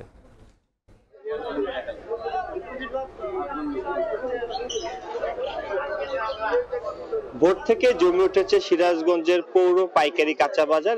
আমরা দেখছি যে ভোর থেকে বিভিন্ন উপজেলার যারা কৃষকেরা রয়েছে তারা কিন্তু তাদের উৎপাদিত সবজি নিয়ে এই আড়তে আসছেন এবং ধীরে ধীরে কিন্তু আসলে ক্রেতারা আসলে বাড়ছে। এবং আজকে আমরা যেটি দেখছি যে গত দুদিন শীতকালীন সবজির সরবরাহ বেশি থাকে, কিছুটা কম ছিল, কিন্তু আজকে শীতকালীন বেশ কিছু সবজির দাম কিন্তু আসলে বেড়েছে। আর বরাবরই আজকে কিন্তু আমরা যেটি দেখছি যে পেঁয়াজ এবং মরিচের ঝাঁজ কিন্তু অনেকটাই বেশি, সেটি কিন্তু 100 থেকে 100 টাকার উপরে। আমি যদি আজকে বাজার দর আসলে জানাতে চাই, পেঁয়াজ বিক্রি হচ্ছে 100 থেকে 105 টাকা দরে, কাঁচামরিচ 100 থেকে 110 টাকা দরে, আদা বিক্রি হচ্ছে 110 টাকা করে। এবং শীতকালীন যে সবজি পাতাকপি, ফুলকপি সেটি কিন্তু গতকাল আসলে 10 টাকা কম ছিল, আজকে আমরা দেখেছি যে কেজি প্রতি 10 টাকা বেড়েছে। অর্থাৎ পাতাকপি আজকে বিক্রি হচ্ছে 50 থেকে 60 টাকা, ফুলকপিও বিক্রি হচ্ছে 50 থেকে 60 টাকা, সিম বিক্রি হচ্ছে 70 থেকে 80 টাকা এবং মূলা বিক্রি হচ্ছে 20 থেকে 25 টাকা।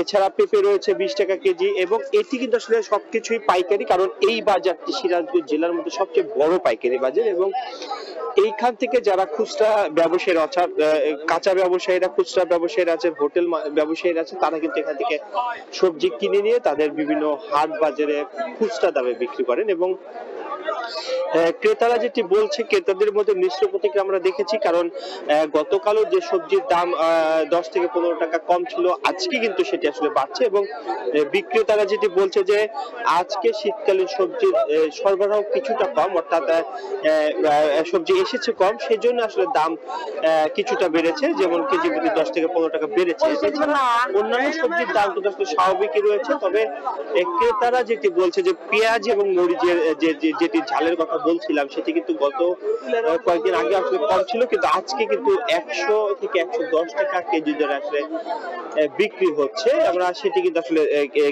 ক্রেতাদের কাছ থেকে আসলে শুনছিলাম। এবং ধীরে ধীরে আসলে জমে উঠছে। এবং এই আড়তটি, অর্থাৎ কাঁচা বাজারের এই সিরাজগঞ্জ পৌর কাঁচা বাজারটি ভোর 6টা থেকে জমে ওঠে এবং সকাল 9টা পর্যন্ত বেচা কেনা হয়। এবং এখানে মোট প্রায় শতাধিক আসলে দোকান রয়েছে, আড়তদার রয়েছে। এবং এখান থেকেই আসলে বিভিন্ন জেলায়, আসলে বিভিন্ন উপজেলায় কিন্তু আসলে এই সবজিগুলো আসলে চলে যায়। এবং প্রান্তিক যারা কৃষকেরা রয়েছে তারা সরাসরি তাদের উৎপাদিত যে ফসল, অর্থাৎ উৎপাদিত বিভিন্ন শাকসবজি, তারা কিন্তু আসলে এখানে এনে আসলে বিক্রি করে থাকেন। এবং প্রতিদিন প্রায় 20 থেকে 25 লাখ টাকার আসলে সবজি আসলে এখানে পাইকারি আসলে বিক্রি করা হয় বলে জানিয়েছেন আড়তদাররা। তো এই ছিল আমাদের কাছ থেকে সিরাজগঞ্জ থেকে সবজি বাজারের সবশেষ খবর। যুক্ত ছিলাম সিরাজগঞ্জ থেকে। ভোর থেকে সাভারে বৃহত্তর পাইকারি মাছের বাজারে জমে উঠেছে বেচাকেনা। মাছের দরদাম সম্পর্কে জানতে বাইপাইলের মাছ বাজারে রয়েছেন সহকর্মী মোজাফফর হোসেন জয়। সরাসরি চলে যাচ্ছি তার কাছে। আমরা এই মুহূর্তে অবস্থান করছি ঢাকা জেলার বৃহত্তর মাছের যে পাইকারি আড়ত রয়েছে সেই বাইপাইল মাছের পাইকারি আড়তে। মূলত সেই কাকডাঙ্গা বোট থেকে এখানে কিন্তু মাছ বিক্রি ইতিমধ্যে জমে উঠেছে। আমরা যতটুকু জানতে পেরেছি এখানে মাছ কেনাবেচা নিয়ে বিভিন্ন প্রজাতির মাছ রয়েছে, সেই মাছ কেনাবেচা নিয়ে বিভিন্ন মিশ্র প্রতিক্রিয়া রয়েছে। আড়তদাররা বলছে যে মাছের দাম 10 টাকা কেজি প্রতি কমেছে, পাইকাররা বলছে কিন্তু মাছের দাম কিন্তু 20 টাকা করে বেড়েছে। মূলত এই মিশ্র প্রতিক্রিয়ার মধ্য দিয়েই দারুণভাবে জমে উঠেছে এই মৎস্য আড়ত। এখানে কিন্তু প্রতি সপ্তাহে যে মাছ বিক্রি হয়ে থাকে এবং দরদাম সম্পর্কে কিন্তু আমরা যতটুকু জানতে পেরেছি যে এখানে রুই মাছ বিক্রি হচ্ছে কেজি প্রতি 250 থেকে 300 টাকা কেজি দরে, কাতল বিক্রি হচ্ছে 180 থেকে 250 টাকা কেজি দরে, মলা বিক্রি হচ্ছে 200 থেকে 250 টাকা কেজি দরে, গলদা বিক্রি হচ্ছে 700 থেকে 800 টাকা কেজি দরে, তেলাপিয়া যেটি গরিবের মাছ হিসেবে খ্যাত হয়ে থাকে তেলাপিয়া বিক্রি হচ্ছে 150 থেকে 200 টাকা কেজি দরে। এখানে বলে রাখতে চাই আকার এবং প্রকার ভেদে কিন্তু মাছের দর দামের হেরফের রয়েছে। গ্লাস কাপ বিক্রি হচ্ছে 150 থেকে 200 টাকা কেজি দরে, সিলভার কাপ বিক্রি হচ্ছে 100 থেকে 150 টাকা দরে। আপনারা দেখতে পাচ্ছেন যে মূলত পাঙ্গাস মাছের যে বড় বড় মাছ রয়েছে বাংলাদেশের প্রত্যন্ত অঞ্চল থেকে মাছ চাষিরা এই মাছগুলো এখানে নিয়ে আসেন এবং রাত 3টা থেকে ভোর 6টা পর্যন্ত এখানে মাছ এসে থাকে। জানিয়ে রাখতে চাই পাঙ্গাস মাছ বিক্রি হচ্ছে মূলত 100 থেকে 150 টাকা কেজি দরে, যা আপনারা দেখতে পাচ্ছেন। এখানে আকার ভেদে প্রকার ভেদে কিন্তু মাছের দামে হেরফের রয়েছে। হরিণা চিংড়ি বিক্রি হচ্ছে 500 থেকে 600 টাকা কেজি দরে, ইলিশ মাছ যেটি আসলে এখন বাজারে খুবই কম উঠছে সেটিও বিক্রি হচ্ছে, ছোট ইলিশ বিক্রি হচ্ছে 700 থেকে 800 টাকা কেজি দরে এবং বড় ইলিশ যেটি রয়েছে সেটি কেজি প্রতি বিক্রি হচ্ছে আপনার 15 থেকে 1900 টাকা কেজি দরে। একই সাথে কিন্তু বিগ্রেড বিক্রি হচ্ছে 150 থেকে 200 টাকা কেজি দরে। দেশি পুঁটি যেটি রয়েছে যেটি চাষের মাছ সেটি বিক্রি হচ্ছে 150 টাকা থেকে 200 টাকা কেজি দরে। বিদেশ আর একই সাথে কিন্তু দেশি জাতীয় যে আরেকটি বড় আকৃতির পুঁটি রয়েছে সেটি বিক্রি হচ্ছে 200 থেকে 250 টাকা। শিং মাছ বিক্রি হচ্ছে 300 থেকে 400 টাকা কেজি দরে। রূপচাঁদা যেটি সামুদ্রিক মাছ সেটি বিক্রি হচ্ছে 1000 থেকে 1200 টাকা কেজি দরে। যেটি মূলত দেশীয় মাছ গ্লাস কাপ মাছ দেশি যেটি পাঙ্গাস দেশীয় মাছ যেটি রয়েছে সেটি বিক্রি হচ্ছে 600 থেকে 800 টাকা কেজি দরে। পাবদা বিক্রি হচ্ছে 200 থেকে 300 টাকা কেজি দরে। একই সাথে ট্যাংরা মাছ এবং গুলশা মাছ বিক্রি হচ্ছে 300 থেকে 400 টাকা কেজি দরে। ইরান ইসরায়েল যুদ্ধ আবারও যে কোনো সময় শুরু হয়ে যেতে পারে বলে প্রতিবেদন প্রকাশ করেছে মার্কিন গণমাধ্যম দ্য নিউ ইয়র্ক টাইমস। মার্কিন ইসরায়েলি হামলার পর ইরান পারমাণবিক কর্মসূচি ও ক্ষেপণাস্ত্র উৎপাদন আরও জোরদার করেছে বলে জানায় গণমাধ্যমটি। দেশটির পররাষ্ট্রমন্ত্রী হুঁশিয়ারি দিয়ে বলেছেন, পশ্চিমাবাদের কাছে ইরানকে পরমাণু বিজ্ঞানের কেন্দ্র হিসেবে স্বীকার করা ছাড়া আর কোনো পথ খোলা থাকবে না। এরই মধ্যে ইরানের পররাষ্ট্র মন্ত্রণালয় জানিয়েছে যে তাদের পারমাণবিক স্থাপনাগুলো জাতিসংঘ পরিদর্শকরা পরিদর্শন করেছেন। চলতি বছরের জুনে ইরানের বিরুদ্ধে যুক্তরাষ্ট্র ইসরায়েলের যুদ্ধের পর থেকে এখনও স্বাভাবিক হয়নি পরিস্থিতি। সেই সময় মার্কিন প্রেসিডেন্ট ডোনাল্ড ট্রাম্প দাবি করেছিলেন ইরানের পারমাণবিক স্থাপনা পুরোপুরি গুঁড়িয়ে দিয়েছে তারা। তবে মার্কিন গণমাধ্যম নিউ ইয়র্ক টাইমসের এক প্রতিবেদন বলছে ভিন্ন কথা। এতে বলা হয় জুনের 12 দিনের যুদ্ধে ইরানের পারমাণবিক হুমকি শেষ করতে পারেনি, বরং গণমাধ্যমটিকে মধ্যপ্রাচ্যের বিশ্লেষকরা জানান তেহরানের পরমাণু স্থাপনাগুলোর ক্ষতি যতটা ধারণা করা হয়েছিল বাস্তবে তা অনেক কম। এই অবস্থায় ইরান ইসরায়েল যুদ্ধ আবারও যে কোনো সময় শুরু হয়ে যেতে পারে বলে প্রতিবেদন প্রকাশ করেছে সংবাদ মাধ্যমটি। প্রতিবেদন অনুযায়ী যুক্তরাষ্ট্র ও ইসরায়েলের হামলার পরও ইরান বিপুল পরিমাণ সমৃদ্ধ ইউরেনিয়াম মজুত রেখেছে, যা দিয়ে অন্তত 11টি পরমাণু অস্ত্র তৈরি সম্ভব। ইরান এখন এমন এক উৎপাদন ক্ষমতা গড়ে তুলছে যাতে ইসরায়েলের আকাশ প্রতিরক্ষা ভেদ করতে একসঙ্গে 2000 ক্ষেপণাস্ত্র নিক্ষেপ করা সম্ভব হয়। এর মধ্যে ইরানের পররাষ্ট্র মন্ত্রণালয়ের মুখপাত্র ইসমাইল বাঘেই জানান, তাদের পারমাণবিক স্থাপনাগুলো জাতিসংঘ পরিদর্শকরা পরিদর্শন করছেন। তেহরান রিসার্চ রিঅ্যাক্টর সহ কয়েকটি স্থাপনায় তারা প্রবেশ করেছেন বলে জানান তিনি। তবে আইএইএ এখনো ফোর্দো, নাতাঞ্জ ও ইস্পাহানের মতো গুরুত্বপূর্ণ কেন্দ্রগুলোতে প্রবেশাধিকার পায়নি। আমরা যতদিন পর্যন্ত পরমাণু অস্ত্র বিস্তার রোধ চুক্তির সদস্য থাকব ততদিন চুক্তির ধারার প্রতি অঙ্গীকারবদ্ধ থাকব। জাতীয় দায়িত্ব সম্পর্কে আমরা সবসময় সচেতন থাকব। গত সপ্তাহেই আইইএ পরিদর্শকেরা তেহরান রিসার্চ রিঅ্যাক্টর সহ ইরানের বেশ কয়েকটি পারমাণবিক স্থাপনা পরিদর্শন করেছেন। অন্য স্থাপনাগুলোর ক্ষেত্রে পার্লামেন্টে পাশ হওয়া আইন অনুযায়ী আইইএ কোনো স্থাপনা পরিদর্শনের অনুরোধ জানালে তা অনুমোদনের আগে জাতীয় নিরাপত্তা পরিষদের সঙ্গে সমন্বয় করেই সিদ্ধান্ত নেওয়া হবে। ইরানের নিরাপত্তা পরিষদের প্রধান আলী লারিজানি সোমবার স্পষ্ট জানিয়ে দিয়েছেন, দেশটি পশ্চিমা চাপের মুখেও পারমাণবিক ও ক্ষেপণাস্ত্র কর্মসূচি সীমিত করবে না। তিনি জানান, পূর্ণ যুদ্ধের ঝুঁকি থাকলেও ইরান স্বাধীনতা ও মর্যাদার পথ থেকে সরে আসবে না। একই সঙ্গে তিনি অভিযোগ করেছেন, পশ্চিমা শক্তিগুলো ইরানের পারমাণবিক ইস্যুকে অজুহাত করে রাজনৈতিক প্রভাব বিস্তার করছে। পশ্চিমাদের কাছে ইরানকে পরমাণু বিজ্ঞানের কেন্দ্র হিসেবে স্বীকার করা ছাড়া আর কোনো পথ থাকবে না বলে হুঁশিয়ারি দিয়েছেন ইরানের পররাষ্ট্রমন্ত্রী আব্বাস আরাকচি। মালিহা সুহরওয়ার্দী, সময় সংবাদ। ফিনল্যান্ডে বিএনপির আয়োজনে জাতীয় বিপ্লব ও সংহতি দিবস উপলক্ষে আলোচনা সভা অনুষ্ঠিত হয়েছে। স্থানীয় সময় সোমবার সন্ধ্যায় রাজধানীর হেলসিঙ্কির একটি রেস্টুরেন্টে আয়োজন করা হয় আলোচনার। বক্তব্য রাখেন শাখা বিএনপির সিনিয়র নেতারা। বিপ্লব ও সংহতি দিবসের তাৎপর্য তুলে ধরেন ফিনল্যান্ড বিএনপির সভাপতি কামরুল হাসান জনি। বক্তব্যের এক পর্যায়ে আসন্ন জাতীয় সংসদ নির্বাচনে ইউরোপ বিএনপি নেতাদের থেকে মনোনয়ন না দেয়ায় প্রতিবাদ জানান নেতারা। খালি থাকা আসনগুলোর মনোনয়নে ক্ষেত্রে বিবেচনায় রাখার আহ্বান তার। সাধারণ সম্পাদক জামান সরকার বলেন, শহীদ প্রেসিডেন্ট জিয়াউর রহমানের আদর্শ উজ্জীবিত হয়ে আগামীর দেশ গড়তে অনন্য ভূমিকা রাখবে প্রবাসীরা। সভায় যুবদল সহ সহযোগী অঙ্গ সংগঠনের নেতাকর্মীরাও যোগ দেন। সাবেক মার্কিন প্রেসিডেন্ট বিল ক্লিন্টনের শহর আরকানসায় বসতি গড়ছেন বাংলাদেশিরা। দিন দিন অঙ্গরাজ্যটিতে বাড়ছে প্রবাসীদের সংখ্যা। আরকানসাসে বসবাসকারী বেশিরভাগ বাংলাদেশের পেশা এখন ব্যবসা। যদিও খুব অল্প সংখ্যক বাংলাদেশি সেখানে বাস করেন, কিন্তু যারাই সেখানে স্থায়ী হচ্ছেন খুব দ্রুত সময়ে তাদের অর্থনৈতিক সচ্ছলতা আসছে। স্থানীয় প্রবাসীরাও নতুন অভিবাসীদের স্বাগত জানাচ্ছে, দিচ্ছেন সব ধরনের সহযোগিতা। আরকানসা থেকে হাসানুজ্জামান সাকির রিপোর্ট। সাবেক মার্কিন প্রেসিডেন্ট বিল ক্লিন্টন বাংলাদেশিদের কাছে অত্যন্ত পরিচিত একটি নাম। ক্লিন্টন ছিলেন একমাত্র মার্কিন প্রেসিডেন্ট যিনি ক্ষমতায় থাকার সময় বাংলাদেশ সফর করেছিলেন। যুক্তরাষ্ট্রের প্রেসিডেন্ট হওয়ার আগে ক্লিন্টন ছিলেন আরকানসার গভর্নর। ক্লিন্টনের জন্মস্থান এই আরকানসার রাজধানী লিটল রকি হয়ে উঠেছে গত কয়েক বছরের মধ্যে বাংলাদেশিদের বসবাসের উৎকৃষ্ট স্থান। বিশ্ববিদ্যালয়ের চাকরি নিয়ে শুরুর দিকে এ শহরে আসেন বাংলাদেশি শিক্ষকরা। এরপর বিভিন্ন পেশায় যুক্ত হন। তারাই এখানকার বাংলাদেশি কমিউনিটি গড়ে তুলেছেন। প্রথমে ছোটখাটো ব্যবসা করে এখন লিটল রকের বড় বড় ব্যবসা বাণিজ্যে সম্পৃক্ত হয়েছেন বাংলাদেশিরা। আরকানসার real estate, hotel motel, petrol pump ও গাড়ি ব্যবসায় সাফল্যের স্বাক্ষর রাখছেন তারা। Compared to New York to Arkansas, it's totally different. অনেক ভালো আমরা এখানে আছি, ওয়েদারের দিক থেকে, হাউজিংয়ের দিক থেকে, ইন্স্যুরেন্স দিক থেকে, বিজনেস তো ডেফিনেটলি আমরা ভালো করছি, সবাই ভালো করছি এখানে। আমি ইউনিভার্সিটি অফ সেন্ট্রাল আরকানসা কনওয়েতে সোশিওলজি ডিপার্টমেন্টের প্রফেসর। সো আমি যখন আসি তখন আমি একাই ছিলাম সেখানে ফ্যাকাল্টি, বাট এখন সেখানে আমরা প্রায় 5 জন ফ্যাকাল্টি আছি। স্থানীয় বাংলাদেশিরা জানান, যুক্তরাষ্ট্রের বিভিন্ন অঙ্গরাজ্যের তুলনায় আরকানসায় জীবনযাত্রার মান উন্নত, কিন্তু ব্যয় খুবই কম। তাছাড়া এখানে 2-3 বছর কাজ করার পর একজন সহজেই উদ্যোক্তা হয়ে উঠতে পারেন।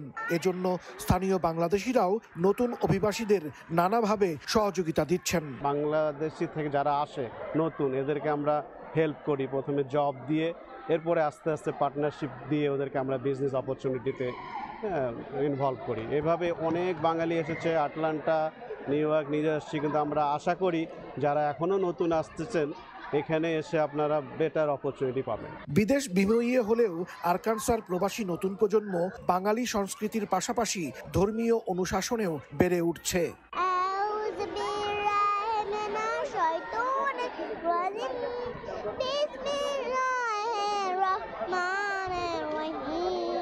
মাত্র 500 বাংলাদেশি থাকেন লিটল রকে, আর পুরো অঙ্গরাজ্যে থাকেন আরও 500, যাদের সবাই দ্রুতই ব্যবসা বাণিজ্যে সফল হয়েছেন, অভ্যস্ত হয়ে উঠেছেন উন্নত জীবনযাপনে। প্রতিদিন স্থায়ীভাবে বসবাসের জন্য যুক্তরাষ্ট্রে আসছেন অসংখ্য অভিবাসী বাংলাদেশি। তাদের বেশিরভাগেরই গন্তব্য থাকে নিউ ইয়র্ক, লস অ্যাঞ্জেলেস কিংবা ফ্লোরিডা। তবে এই আরকানসাস অঙ্গরাজ্যে সত্যিকার অর্থে উন্নত কর্মসংস্থান সহ সহজ জীবনযাপনের এক নতুন ক্ষেত্র তৈরি হয়েছে। হাসানুজ্জামান সাকি, সময় সংবাদ, লিটল রক, আরকানসা, যুক্তরাষ্ট্র। সৌদি আরবের রাজধানী রিয়াদে গালফ হেলথ কাউন্সিলের সঙ্গে বৈঠক করেছেন বাংলাদেশের প্রবাসী কল্যাণ ও বৈদেশিক কর্মসংস্থান মন্ত্রণালয়। বৈঠকে প্রবাসী কর্মীদের মেডিকেল পরীক্ষা প্রক্রিয়া সহজ ও স্বচ্ছ করতে যৌথভাবে কাজ করার বিষয়ে একমত হয়েছেন দুই পক্ষ। সৌদি আরব থেকে বিস্তারিত জানাচ্ছেন আরিফুর রহমান।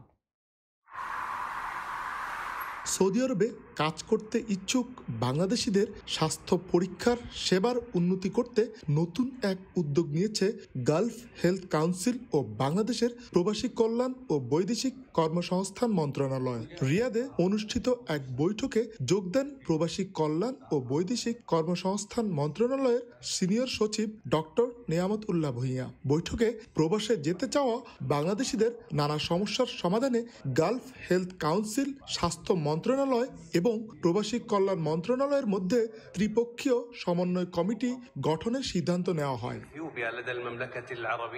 গালফ হেলথ কাউন্সিলের মহাপরিচালক সুলাইমান সালেহ আল দাখিল প্রবাসী কর্মীদের কল্যাণে বাংলাদেশের উদ্যোগের প্রশংসা করেন। বৈঠকে জানানো হয়, গালফ হেলথ কাউন্সিল অনুমোদিত বেশিরভাগ মেডিকেল সেন্টার ঢাকায় অবস্থিত, ফলে প্রত্যন্ত অঞ্চলের প্রবাসগামী কর্মীদের জন্য পরীক্ষা করা কঠিন ও ব্যয়বহুল হয়ে পড়ছে।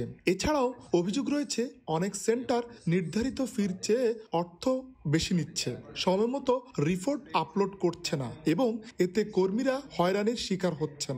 অভিযোগ দ্রুত নিষ্পত্তির জন্য একটি অনলাইন প্ল্যাটফর্ম তৈরির কথাও আলোচনায় উঠে আসে। গালফ হেলথ কাউন্সিলের মহাপরিচালক বাংলাদেশের সঙ্গে ঘনিষ্ঠভাবে কাজ করার আশ্বাস দেন। তিনি বলেন, প্রবাসীরা যাতে দ্রুত ও সুষ্ঠুভাবে মেডিকেল পরীক্ষা সম্পন্ন করতে পারেন সেজন্য কাউন্সিল সব ধরনের সহযোগিতা দেবে। বৈঠকে বাংলাদেশ দূতাবাসের শ্রম কাউন্সিলর মোহাম্মদ রেজাই রাব্বি সহ দুই দেশের সংশ্লিষ্ট কর্মকর্তারা উপস্থিত ছিলেন। দুই পক্ষের এই সমঝোতা বাস্তবায়িত হলে ভবিষ্যতে প্রবাসগামী কর্মীরা আরও সহজে, কম খরচে এবং হয়রানি মুক্তভাবে মেডিকেল টেস্ট করতে পারবেন বলে আশা করা হচ্ছে। আরিফুর রহমান, সময় সংবাদ, সৌদি আরব। জমকালো আয়োজনে পর্তুগালের রাজধানী লিসবনে শুরু হলো বিশ্বের অন্যতম প্রযুক্তি সম্মেলন ওয়েব সামিট। স্টার্টআপ, বিনিয়োগকারী, টেক জায়ান্ট এবং নীতি নির্ধারকদের আলোচনায় মুখর ছিল আয়োজনের প্রথম দিন। নানা খাতে সফল 800 বক্তার পাশাপাশি 4 দিনের এই সম্মেলনে অংশ নিচ্ছেন 70,000-এর বেশি মানুষ। লিসবন থেকে তারিকুল হাসান আশিকের রিপোর্টে বিস্তারিত। ওয়েব জগৎ ও বিশ্বের তথ্য প্রযুক্তি খাতের অন্যতম বড় সম্মেলন ওয়েব সামিটকে ঘিরে জমজমাট পর্তুগালের রাজধানী লিসবন।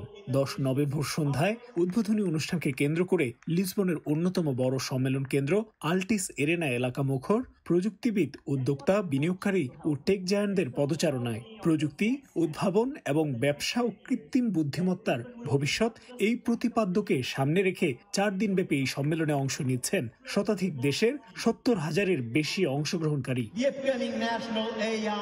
অনুষ্ঠান শুরুর আগেই কানায় কানায় ভরে যায় 20,000 দর্শক ধারণ ক্ষমতার সম্মেলন কেন্দ্রটি। শতাধিক দেশের অংশগ্রহণকারী বিভিন্ন প্রতিষ্ঠানের প্রতিনিধিত্ব করলেও মঞ্চে হাজির হন নিজ দেশের পতাকা হাতে। তাদের সঙ্গে নিয়ে পর্তুগালের উপদেষ্টা পরিষদের সদস্য, লিসবনের মেয়র ও সম্মেলন সংশ্লিষ্টরা আনুষ্ঠানিক উদ্বোধন করেন এবারের আসরের। নিজেদের উদ্ভাবন বিশ্বের নানা প্রান্তের ব্যবহারকারীদের নজরে আনার পাশাপাশি প্রযুক্তি সংশ্লিষ্ট ব্যবসা সম্প্রসারণে ওয়েব সামিটকেই সবচেয়ে বড় প্ল্যাটফর্ম বলছেন অংশগ্রহণকারীরা। ওয়েব সামিট একটি উদ্দীপনাময় অনুষ্ঠান। এখানে বিনিয়োগকারী, স্টার্টআপ, প্রযুক্তি আর উদ্ভাবনে আগ্রহী দুনিয়ার প্রায় সবাই এক জায়গায় জড়ো হন। সত্যি দারুণ একটি আয়োজন এটা। সবচেয়ে বড় কথা, এখনকার যুগে সবচেয়ে ইম্পর্টেন্ট হচ্ছে নেটওয়ার্কিং। তো এইখানে আসলে বিভিন্ন মানুষ, বিভিন্ন টেক এন্টারপ্রেনারের সাথে নেটওয়ার্কিং হবে, যেটা আসলে বিজনেস ডেভেলপমেন্টের জন্য খুবই ইম্পর্টেন্ট। আমি এখানে স্বেচ্ছাসেবক হিসেবে কাজ করছিলাম আর কাছ থেকে দেখার সুযোগ পেয়েছি বিশ্বের সেরা টেক ইভেন্টগুলোর একটি। যখন তারা বলে প্রযুক্তির ভবিষ্যৎ এখানেই, তখন সেটা সত্যিই বিশ্বাস করতে হয়। সম্মেলনের প্রথম দিন বক্তব্য রেখেছেন টেনিস তারকা মারিয়া শারাপোভা, কন্টেন্ট ক্রিয়েটর ও ইনফ্লুয়েন্সার খাবিলেম সহ আরও অনেকে। 4 দিনের এই সম্মেলনে নানা খাতে 800 সফল বক্তা তাদের অভিজ্ঞতা তুলে ধরে বক্তব্য রাখছেন। নিজেদের উদ্ভাবন তুলে ধরছেন বিভিন্ন প্রতিষ্ঠানের প্রতিনিধিরা। শতাধিক দেশের অনেক স্টার্টআপ কোম্পানির পাশাপাশি ৩,০০০-এর বেশি প্রতিষ্ঠান তাদের উদ্ভাবন নিয়ে হাজির হয়েছে এবারের ওয়েব সামিটে। এদের মধ্যে থেকে লাভজনক খাত খুঁজে বিনিয়োগ করতে এসেছেন ১,০০০-এর বেশি বিনিয়োগকারী। সব মিলিয়ে ওয়েব সামিটের বিপুল সংখ্যক অংশগ্রহণকারীর পদচারণায় এই মুহূর্তে মুখর লিসবন, জমে উঠেছে হোটেল, রেস্তোরাঁ সহ বিভিন্ন খাত। তারিকুল হাসান আশিক, সময় সংবাদ, লিসবন, পর্তুগাল। দক্ষিণ আফ্রিকার শহর জুড়ে এখন রঙিন বেগুনি আবেশ। বসন্তের আগমনী বার্তা নিয়ে ফুটেছে জাকারান্দা ফুল। প্রিটোরিয়া ও জোহেন্সবার্গের রাস্তায় জাকারান্দা ফুলের বেগুনি আভায় যেন বসন্তের উৎসবে মেতে উঠেছে। ব্রাজিলের এই গাছ এখন দক্ষিণ আফ্রিকার নগর জীবনের এক সাংস্কৃতিক প্রতীক। বসন্তের সকালে দক্ষিণ আফ্রিকার জোহান্সবার্গের শহর জুড়ে এখন বেগুনি রঙের ছায়া। জাকারান্ডা ফুলে সেজেছে রাস্তা, পার্ক আর বাড়ির আঙিনা। রাস্তায় সারি সারি গাছ মিলে তৈরি করেছে এক স্বপ্নীল পরিবেশ। ব্রাজিল থেকে আনা এই গাছগুলো এখন দক্ষিণ আফ্রিকার বসন্তের চিহ্নে পরিণত হয়েছে। 1810 সালের দিকে ব্রাজিল থেকে প্রথম দক্ষিণ আফ্রিকায় আনা হয় এই গাছ। ধীরে ধীরে তা ছড়িয়ে পড়ে দক্ষিণ আফ্রিকার বিভিন্ন অঞ্চলে। নীলচে বেগুনি ফুলের এই গাছ প্রিটোরিয়া ও জোহান্সবার্গে এখন বসন্তের প্রতীক। প্রতি বছর অক্টোবর নভেম্বরে ফুলে ফুলে ভরে যায় রাস্তাঘাট, তৈরি হয় রঙিন এই দৃশ্য। প্রতি বছর মাত্র 2 থেকে 3 সপ্তাহ ফুল ফোটে জাকারান্ডায়। সেই সময়টায় রাস্তার দুই পাশে ঝরে পড়ে বেগুনি পাপড়ি, তৈরি হয় এক মোহনীয় দৃশ্য। রাস্তার দুপাশে ঝরা ফুলে তৈরি হয় নরম কার্পেট, যা দেখতে ভিড় জমান স্থানীয় ও পর্যটকরা। অনেকেই এই সময়টাকে বলে পার্পল সিজন। জাকারান্ডা ফুল আমাকে অনুপ্রাণিত করে। এটা নতুন ঋতুর বার্তা দেয়, পরিবর্তনের সময় মনে করিয়ে দেয়। সকালে দৌড়াতে বেরিয়ে যখন এই ফুল দেখি, মনে হয় দিনটা শুরু করার সবচেয়ে সুন্দর উপায়। বিজ্ঞানীদের মতে জাকারান্ডা ফুল সাধারণত 2 থেকে 3 সপ্তাহ স্থায়ী হয়, এরপরই গাছের পাতা গজায়। শহরের আধুনিক কনক্রিটের মাঝে এই ফুল শুধু প্রকৃতির ছোঁয়ায় আনে না, বরং মানুষের মনে জাগায় প্রশান্তির অনুভূতি। ইয়াসমিন অনন্যা, সময় সংবাদ। জার্মানির বার্লিনে বড়দিনকে সামনে রেখে শুরু হয়েছে ফরেস্ট উইন্টার লাইটস ফেস্টিভ্যাল। এই বিশেষ আয়োজনে রয়েছে 2,50,000 আলোর ঝলকানি আর ঘণ্টাব্যাপী সাউন্ড শো। উৎসবটি চলবে আগামী বছরের 15 ফেব্রুয়ারি পর্যন্ত। ছাদের নিচে ঝুলছে উল্টো করে সাজানো 600 ক্রিসমাস ট্রি, আর নিচে বরফের মঞ্চে জমে উঠেছে স্কেটারদের মেলা। আলো আর সঙ্গীতে ভরা এই আয়োজন যেন উৎসবের আবহে শীতের গল্প বলে। জার্মানির রাজধানী বার্লিনে আসন্ন বড়দিনকে সামনে রেখে শুরু হওয়া ফরেস্ট উইন্টার লাইটস ফেস্টিভ্যাল উপলক্ষে দেখা মিলল এমন চমকপ্রদ আয়োজনের। উৎসবে পরিবার নিয়ে আসেন দর্শনার্থীরা। শিল্পী ক্রিস্টোফার বাউডারের নকশায় তৈরি এই আয়োজনে রয়েছে 400 বর্গমিটারের আইসরিং, 2.5 লাখ আলোর ঝলকানি আর ঘণ্টাব্যাপী সাউন্ড শো। বাউডারের মতে দর্শক এখানে শুধু দেখবেন না, বরং অনুভব করবেন শীত ও ক্রিসমাসের নানা আবেগ, যার ভেতর রয়েছে আনন্দ, ভালোবাসা, চিন্তাভাবনা, এমনকি রয়েছে বিষণ্ণতাও। শীত আর বড়দিনের সময়টা জুড়ে মানুষ নানা ধরনের অনুভূতির মধ্য দিয়ে যায়। কখনো নিখাদ আনন্দ আর ভালোবাসায় ভরে ওঠে, আবার কখনো ভাবনায় ডুবে যায় বা একটু বিষণ্ণ হয়। এ সময়টাতে মানুষের ভেতর নানা ধরনের আবেগ কাজ করে। ফরেস্ট উইন্টার লাইটস ফেস্টিভ্যাল চলবে আগামী বছরের 15 ফেব্রুয়ারি পর্যন্ত। অর্জিতা শেহজিন, সময় সংবাদ। জয় দিয়ে আয়ারল্যান্ড সিরিজ শুরু করতে চান নাজমুল হোসেন শান্ত। ঘরের মাঠের সুবিধা এবং মুশফিকের জন্য আলাদা তাড়না থেকে আত্মবিশ্বাসী ক্যাপ্টেন। ওয়ানডে টি20তে মিডল অর্ডার সুবিধা করতে না পারলেও টেস্ট পারফরমেন্স নিয়ে ভাবনা নেই শান্ত। এদিকে লাক্কাচরের উইকেট দেখে অবাক আইরিশরা। সবুজ পিচে টাইগার বধের স্বপ্ন আঁকছেন তারাও। কাল ম্যাচ শুরু সকাল 9:30টায়। সিলেট থেকে নিয়ন মুহামিনের ম্যাচ প্রিভিউ, ক্যামেরায় ছিলেন নওশাদ আহমেদ। সিলেটে শেষ দিনের অনুশীলনে একটু নির্ভর টিম টাইগার। টানা 2 দিন কঠোর পরিশ্রমের পর শেষ বেলায় শিষ্যদের একটু ছুটির আমেজেই রাখলেন ফিল সিমন্স। উদ্দেশ্য একটাই, চাপ নয়, উপভোগের মন্ত্র আউড়ে দেয়া হয়েছে শান্ত মিরাজদের মাঝে। উপভোগের একটা কারণও তো আছে। এই সিরিজেই যে 100তম টেস্ট খেলবেন মুশফিকুর রহিম, তাই তাকে ঘিরেই যেন আবর্তিত হচ্ছে এবার বাংলাদেশ টিম। আগের দিন অনুশীলন না করলেও এদিন 2 নেট বদলে নিজেকে ঝালিয়ে নিলেন মিস্টার ডিপেন্ডেবল। যেন নতুনদের বুঝিয়ে দিলেন 99-এ এসেও শুরুর দিনের মতোই উচ্ছল মুশি। খুবই এক্সাইটেড। আমার মনে হয় যে কালকে ইনশাল্লাহ 99তম হবে। উনি ড্রেসিং রুমে থাকা অলওয়েজ আমাদের জন্য ভালো লাগার বিষয়। কারণ হলো টেস্ট ক্রিকেটটা অবশ্যই আমরা সবসময় এক্সপিরিয়েন্সকে প্রায়োরিটি দিই। ক্রাঞ্চ মুভমেন্টে কিভাবে ওই প্রেশারগুলো হ্যান্ডেল করা লাগে, এই বিষয়গুলো সবসময় আলাপ আলোচনা হয়। সো খুবই এক্সাইটেড, এবং আমি পার্সোনালি এই 2টা টেস্ট ম্যাচ সেলিব্রেট করতে চাই, এনজয় করতে চাই, সবাই মিলে একসাথে পুরো দিনটা এনজয় করবো। স্পেশালি 100তমটা যদি উনি সুস্থভাবে খেলতে পারে তাহলে ওই 5টা দিন আমরা সবাই মিলে সেলিব্রেট করব। ব্যাটিং বোলিংয়ে নিজেদের ঝালিয়ে নিয়েছেন বাকিরাও, ব্যতিক্রম শুধু পেসাররা। লাক্কাতুরার গ্রিন টপে দাঁড়িয়ে লোভাতুর দৃষ্টিতে দেখে গেছেন উইকেটখানা। হয়তো মনে মনে উইকেট পাওয়ার পর সেলিব্রেশনগুলো ভেবে ফেলেছেন অনেকে, কিন্তু কয়জন থাকবেন একাদশে জানেন না কেউ। শান্ত তো আরো কয়েক কাঠি সরেশ মজা করেই জানালেন ম্যাচের 20 মিনিট আগেই নাকি জানিয়ে দেবেন স্কোয়াড। Different format. মিডল অর্ডারে আপনি যদি দেখেন লাস্ট সিরিজে মুশি ভাইয়ের একটা বড় ইনিংস ছিল, লিটনের একটা ভালো ইনিংস ছিল, মিরাজ অলওয়েজ কনসিস্টেন্ট। কম্বিনেশনটা কালকে ইনশাআল্লাহ আপনি 9টা 5 অথবা 9টা 10-এর মধ্যে পেয়ে যাবেন। টেস্টে প্রতিপক্ষ আয়ারল্যান্ড কিছুটা অচেনা বাংলাদেশের জন্য, এটাই ভাবাচ্ছে শান্তকে।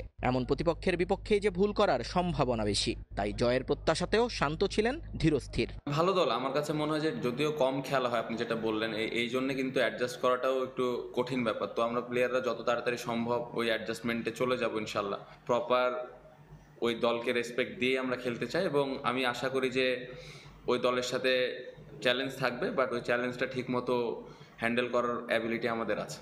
শেষ দিনে অনুশীলন করেনি আয়ারল্যান্ড, তবে উইকেট দেখতে মাঠে এসেছিলেন ক্যাপ্টেন এবং কোচিং প্যানেলের সদস্যরা। উইকেটের সবুজ আভা দেখে বেশ অবাক তারা। সিলেটে আমরা অনেক আগে একটা 4 দিনের ম্যাচ খেলেছিলাম, এখানকার উইকেট খুব ভালো, এই পিচটাও সেরকমই মনে হলো। স্টার্লিং এর এখানে খেলার অভিজ্ঞতা আছে, সে আমাদের তার অভিজ্ঞতা শেয়ার করেছে। আমরা আশাবাদী অনেক রান হবে, তবে বাংলাদেশে আসলে স্পিনার সামলাতে হবে, এটা স্বাভাবিক বিষয়, সেজন্য আমাদের পরিকল্পনা আছে। 2023 সালে একবারই টেস্ট খেলেছিল বাংলাদেশ এবং আয়ারল্যান্ড, সেই ম্যাচে অবশ্য 7 উইকেটের জয় আছে টাইগারদের। নিয়ন মুহাইমিন, সময় সংবাদ, সিলেট। এদিকে সিলেট টেস্ট দিয়ে আবারও অধিনায়কত্বের যাত্রা শুরু হচ্ছে নাজমুল হোসেন শান্তর। অভিমান করে দায়িত্ব ছেড়ে দিল বোর্ডে থাকা সাবেক ক্রিকেটারদের আশ্বাসে আবারও ফিরছেন পুরনো দায়িত্বে। আশা টেস্ট চ্যাম্পিয়নশিপের এই চক্রে আগের চেয়ে ভালো অবস্থানে থাকবে জাতীয় দল। কোচিং প্যানেলে পরিবর্তনকেও ইতিবাচক হিসেবে দেখছেন শান্ত। বাইরের আলোচনা দূরে সরিয়ে জয় নিয়ে শুরু করতে চান নতুন অধ্যায়। নিয়ন মুহাইমিনের আরও একটি রিপোর্ট। অনুশীলন শেষ হয়ে গিয়েছিল আরও আগে। একটু ফিটফাট হয়ে সংবাদ সম্মেলনের উদ্দেশ্যে বের হলেন শান্ত। সঙ্গী রাবিদ ইমামকে নিয়ে আসবার পথে দেখছিলেন চারপাশ, হয়তো মনে করছিলেন এখানেই যে শুরু হয়েছিল তার অধিনায়কত্বের অধ্যায়। এবার নতুন যাত্রাপথের শুরুটাও লাক্কাতুরায়। তার চলে যাওয়া আবার ফিরে আসা পুরোটাই ধোঁয়াশাময়, কারণটা কখনোই পরিষ্কার করেননি তিনি। তবে টেস্ট অধিনায়কত্বের দ্বিতীয় ইনিংস শুরুর আগে জানালেন কেন আবার ফিরে আসা। ক্রিকেট বোর্ড যেভাবে আমার সাথে কমিউনিকেট করেছে, তারপরে সবার সাথে সুন্দর একটা হেলদি কনভারসেশন হয়েছে। পাশাপাশি একটা সময় যে আমার মনে হয়েছে যে আমি নাজমুল হোসেন শান্ত ইন্ডিভিজুয়াল ব্যক্তির থেকে বাংলাদেশ টিমটা অনেক বড়, এবং আমার চিন্তার থেকে বড় চিন্তা হইল যে আসলে বাংলাদেশ টিমের কি প্রয়োজন, এবং যেখানে বাংলাদেশ ক্রিকেট বোর্ডের এত বড় বড় কর্মকর্তা বা এক্স ক্রিকেটাররা তো এখন বোর্ডে আছেন, তারা যখন একটা পরামর্শ দিচ্ছেন অবশ্যই এটা টিমের ভালোর জন্য, আমার নিজের ভালোর জন্য। বিসিবির ভয় ছিল ক্যাপ্টেন্সি পরিবর্তনের ঘটনা প্রভাব ফেলতে পারে ড্রেসিং রুমে। শঙ্কাটা উড়িয়ে দেননি শান্ত, তাই জানালেন বাকি 2 ক্যাপ্টেনের সঙ্গে বসেছিলেন নিভৃতে। বাংলাদেশের ক্রিকেট এগিয়ে নিতে নিজেদের দায়িত্বটাও নাকি ভাগাভাগি করে নিয়েছেন সেখানেই। বাকি যে 2 জন ক্যাপ্টেন আছেন সেই 2 জনের সাথে আন্ডারস্ট্যান্ডিং খুবই ভালো। আমরা একসাথে বসেছিলাম, বসে আমরা কমিউনিকেট করেছি যে আসলে আমাদের দলটাকে 3 ফরম্যাটে কিভাবে আমরা আগায় নিয়ে যেতে পারি, কি কি জায়গায় আমাদের ইমপ্রুভমেন্টের দরকার আছে। এই কমিউনিকেশনটা আমাদের মধ্যে হয়েছে এবং আমরা 3 জনই আশাবাদী যে না, এই দলটা আর কি প্রয়োজন, আমরা ওই দলটাকে ওইভাবে নিয়ে আগায় যেতে পারবো। অস্থিরতা আছে কোচিং প্যানেলেও। সিরিজের আগে সালাউদ্দিনের সরে যাওয়া, আশরাফুলের যোগ দেয়া, কোনো কিছুই অবশ্য নেতিবাচকভাবে দেখছেন না শান্ত। বাইরের আলোচনায় মাথা না ঘামিয়ে তিনি মনোযোগ দিতে চান খেলার মাঠে। তবে সালাউদ্দিনের পক্ষপাতিত্ব নিয়ে নিজের মনোভাব জানাতে ভোলেননি ক্যাপ্টেন। ক্রিকেট বোর্ডের সাথে ওনার কমিউনিকেশন কতটুকু হচ্ছে এই বিষয়ে আমার আসলে আইডিয়া নেই। স্যার প্রত্যেকটা ক্রিকেটারকে চেষ্টা করেন সমানভাবে দেখার এবং প্রত্যেকটা ক্রিকেটারকে ওইভাবে প্রায়োরিটিটা দেয় যার যে জায়গায় ল্যাকিংস আছে তার ওনার অ্যাবিলিটি অনুযায়ী। বাট এই জায়গায় অনেক সময় দেখা যায় যে একটা গ্যাপ থেকেই যায় বা বাইরে থেকে অনেক কিছু অনেক মনে হয় যেটা আমরা নর্মালি শুনতেছি, বাট এর ভেতরে আমি বলবো যে সব কিছু সত্যতা নেই। সো আমরা অ্যাজ এ ক্রিকেটার প্রত্যেকটা ক্রিকেটার হ্যাপি ছিলাম। প্রথম দফায় 14 টেস্টে নেতৃত্ব দিয়েছেন শান্ত, যেখানে 4 জয়ের বিপরীতে 9 বার হেরেছে বাংলাদেশ, ড্র একটাই। যেটা কন্ট্রোলে আছে ওটা নিয়ে ফোকাস করা, ওটা নিয়ে চিন্তা করাটা আমার মনে হয় বুদ্ধিমানের কাজ হবে। নিয়ন মুহাইমিন, সময় সংবাদ, সিলেট। সবাই মিলে একসাথে। সিলেট টেস্টে 6 না 7 ব্যাটার এটাই এখন বড় প্রশ্ন, যদিও উত্তর নেই শান্তর মুখে। একেবারে টসের সময় নাকি জানাবেন তিনি, তবে ওপেনিং থেকে 4 ডাউন পর্যন্ত ব্যাটার নিয়ে নেই কোনো সংশয়। আলোচনায় জাকেরের থাকা না থাকা নিয়ে মিরাজ তাইজুল আছেন, সঙ্গে মুরাদের অভিষেক নাকি 3 পেসার, এই প্রশ্নে এখন দ্বিধা বিভক্ত ম্যানেজমেন্ট। আরো জানাচ্ছেন নিয়ন মুহাইমিন। টেস্ট দিয়েই পর্দা উঠবে বাংলাদেশ আয়ারল্যান্ড টেস্ট সিরিজের। তার আগে জল্পনা কল্পনা সবকিছু এক জায়গায় এসে মিলেছে কেমন হচ্ছে বাংলাদেশের প্রথম টেস্টের একাদশ। ম্যাচ প্রিভিউতে এসেছিলেন শান্ত, কথা বলেছেন সাংবাদিকদের সঙ্গে। তার কাছেও প্রশ্ন ছিল কম্বিনেশন কি হবে টিমের, কিন্তু মজা করে শান্ত বলে গেছেন ম্যাচের আধা ঘন্টা আগেই নাকি জানিয়ে দেবেন সেটা। যে কোনো দর্শক যারা ক্রিকেট খেলা দেখেন তারা জানেন আধা ঘন্টা আগে আসলে স্বাভাবিক নিয়মেই জানিয়ে দিতে হয় একাদশ, কিন্তু আমরা চেষ্টা করেছি তার আগেই জানবার যে বাংলাদেশ ঠিক কোন একাদশ নিয়ে টেস্ট ম্যাচটায় শুরু করবে। শুরুতেই ওপেনিং জুটির কথা যদি বলি তাহলে বাংলাদেশের ওপেনিং জুটি এখন পর্যন্ত ফিক্সড। সেখানে সাদমান ইসলামের সঙ্গে থাকবেন মাহমুদুল হাসান জয়। এখন পর্যন্ত 3 দিন যে অনুশীলন আমরা দেখেছি তাতে এই জিনিসটা মোটামুটি নিশ্চিত হওয়া গেছে যে ওপেনিং পেয়ারে কোনো পরিবর্তন আসছে না। 1 ডাউনে নাজমুল হোসেন শান্ত এবং 2 ডাউনে মুমিনুল হক থাকছেন। পরের জায়গা দুটো আসলে ফিক্সড, এখানেও পরিবর্তন আসবার কোনো সম্ভাবনাই নেই, কারণ এই টেস্ট সিরিজটি যাকে নিয়েই সবচেয়ে বেশি সেলিব্রেট করবার কথা চিন্তা করছে বাংলাদেশ, সেই মুশফিকুর রহিম থাকছেন পরের জায়গাটিতে, এবং মুশফিকুর রহিমের ওই জায়গাটি নিয়ে কোনো ধরনের শঙ্কাই বাংলাদেশ ক্রিকেটে অন্তত এখন পর্যন্ত নেই। তারপরের জায়গাটা লিটন দাসের। উইকেট রক্ষক এই ব্যাটার টেস্টে সাধারণত এই ডাউনেই ব্যাটিং করেন এবং সেই জায়গাটা তার জন্য এখন পর্যন্ত তিনি যে সাম্প্রতিক ফর্ম এবং ছন্দ দেখাচ্ছেন তার জন্য সেই জায়গাটা পাকা রয়েই গেছে। তারপরের জায়গাটাতে একজন ব্যাটসম্যান নাকি অলরাউন্ডার, সেই জায়গাটাই এখন পর্যন্ত ঠিক করতে পারেনি টিম ম্যানেজমেন্ট। তবে আমাদের ধারণা সিলেট টেস্টে অন্তত 7 ব্যাটারের দিকে হাঁটবে না বাংলাদেশ। সেক্ষেত্রে একজন অলরাউন্ডারের কথা যদি চিন্তা করা হয় তাহলে এই জায়গাটায় থাকবেন মেহেদী হাসান মিরাজ। স্পিনিং অলরাউন্ডার হিসেবে মেহেদী হাসান মিরাজ ইতোমধ্যেই নিজের জায়গাটা বেশ ভালোভাবেই পাকাপোক্ত করে ফেলেছেন। তারপরেই প্রশ্ন আসবে বোলার কয়জন। বাংলাদেশ কি 5 বোলার নীতিতে খেলবে নাকি 4 বোলার খেলিয়ে একজন ব্যাটসম্যান বাড়াবে? তবে সিলেটের গ্রিন টপ উইকেট বলছে রান হবে এখানে দেদারসে। শান্ত সে আশাই ব্যক্ত করেছেন। আইরিশ ক্যাপ্টেন অ্যান্ড্রু বেলবার্নিও ভেবেছেন একই রকম ভাবে। তবে টিম ম্যানেজমেন্ট কিভাবে ভাবছেন সেটাই বিষয়। টিম ম্যানেজমেন্টের সঙ্গে কথা বলে যতটুকু জানা গেছে বাংলাদেশও হাঁটবে 6 ব্যাটসম্যান নীতিতেই। সেখানে 5 বোলার যদি খেলেন, স্পিনার থাকছেন 3 জন, সেক্ষেত্রে হাসান মুরাদের ডেবু প্রায় নিশ্চিত বলা যেতেই পারে। আমরা অনুশীলনে দেখেছি বেশ সিরিয়াস ছিলেন তিনি এবং তাকে নিয়ে বেশ আলাদাভাবে কাজও করেছেন মুস্তাক আহমেদ। সেক্ষেত্রে মেহেদী হাসান মিরাজ সহ 3 স্পিনার যদি থাকে তাহলে 2 জন পেসারের জন্য জায়গা বাকি থাকছে। সেই জায়গাটায় হাসান মাহমুদ, এবাদত, নাহিদ রানা এবং খালেদ আহমেদ, এই 4 জনের মধ্য থেকে বেছে নিতে হবে 2 জনকে। খালেদ আহমেদ থাকবেন এটা মোটামুটি নিশ্চিতভাবেই বলা যায়, কারণ খালেদ বাংলাদেশের টেস্ট স্কোয়াডের অবধারিত একজন সদস্য। বাকি যে 3 পেসার সেখানে নাহিদ রানা, এবাদত এবং হাসানের মধ্যে যে কোনো একজনকেই দেখা যেতে পারে স্কোয়াডে, তবে সম্ভাবনা সবচেয়ে বেশি হাসান মাহমুদের, যদিও এবাদতকে নিয়েও ফিসফাস শোনা যাচ্ছে। সেক্ষেত্রে বাংলাদেশের স্কোয়াডটা 6 ব্যাটসম্যান এবং 5 বোলারের হচ্ছে, এটা মোটামুটি নিশ্চিতভাবেই বলা যায়। সিলেটের লাক্কাতুরা থেকে নিয়ন মুহাইমিন, সময় সংবাদ। এক সিরিজ পর আবারও টেস্ট দলের সুযোগ পেয়েছেন মাহমুদুল হাসান জয়। ঘরোয়া লিগে পারফর্ম করে পাওয়া সুযোগটা এবার হেলায় হারাতে চান না এই ব্যাটার। দারুণ কিছু করতে চান আয়ারল্যান্ডের বিপক্ষে টেস্ট সিরিজে। এছাড়া ১৭তম টেস্ট খেলার অপেক্ষায় থাকা মুশফিকুর রহিমের সঙ্গে ড্রেসিং রুম শেয়ার করাটাও জয়ের কাছে অনেক বড় পাওয়া। স্বপ্ন দেখছেন এখন এমন কিছু, তবে সাদা বলে খেলার আক্ষেপে পড়ছেন এই ব্যাটার। শুরুটা ছিল স্বপ্নের মতো, মাঝে হারিয়ে ফেলেছেন পথ, আবারও স্বরূপে ফেরার চেষ্টা করছেন।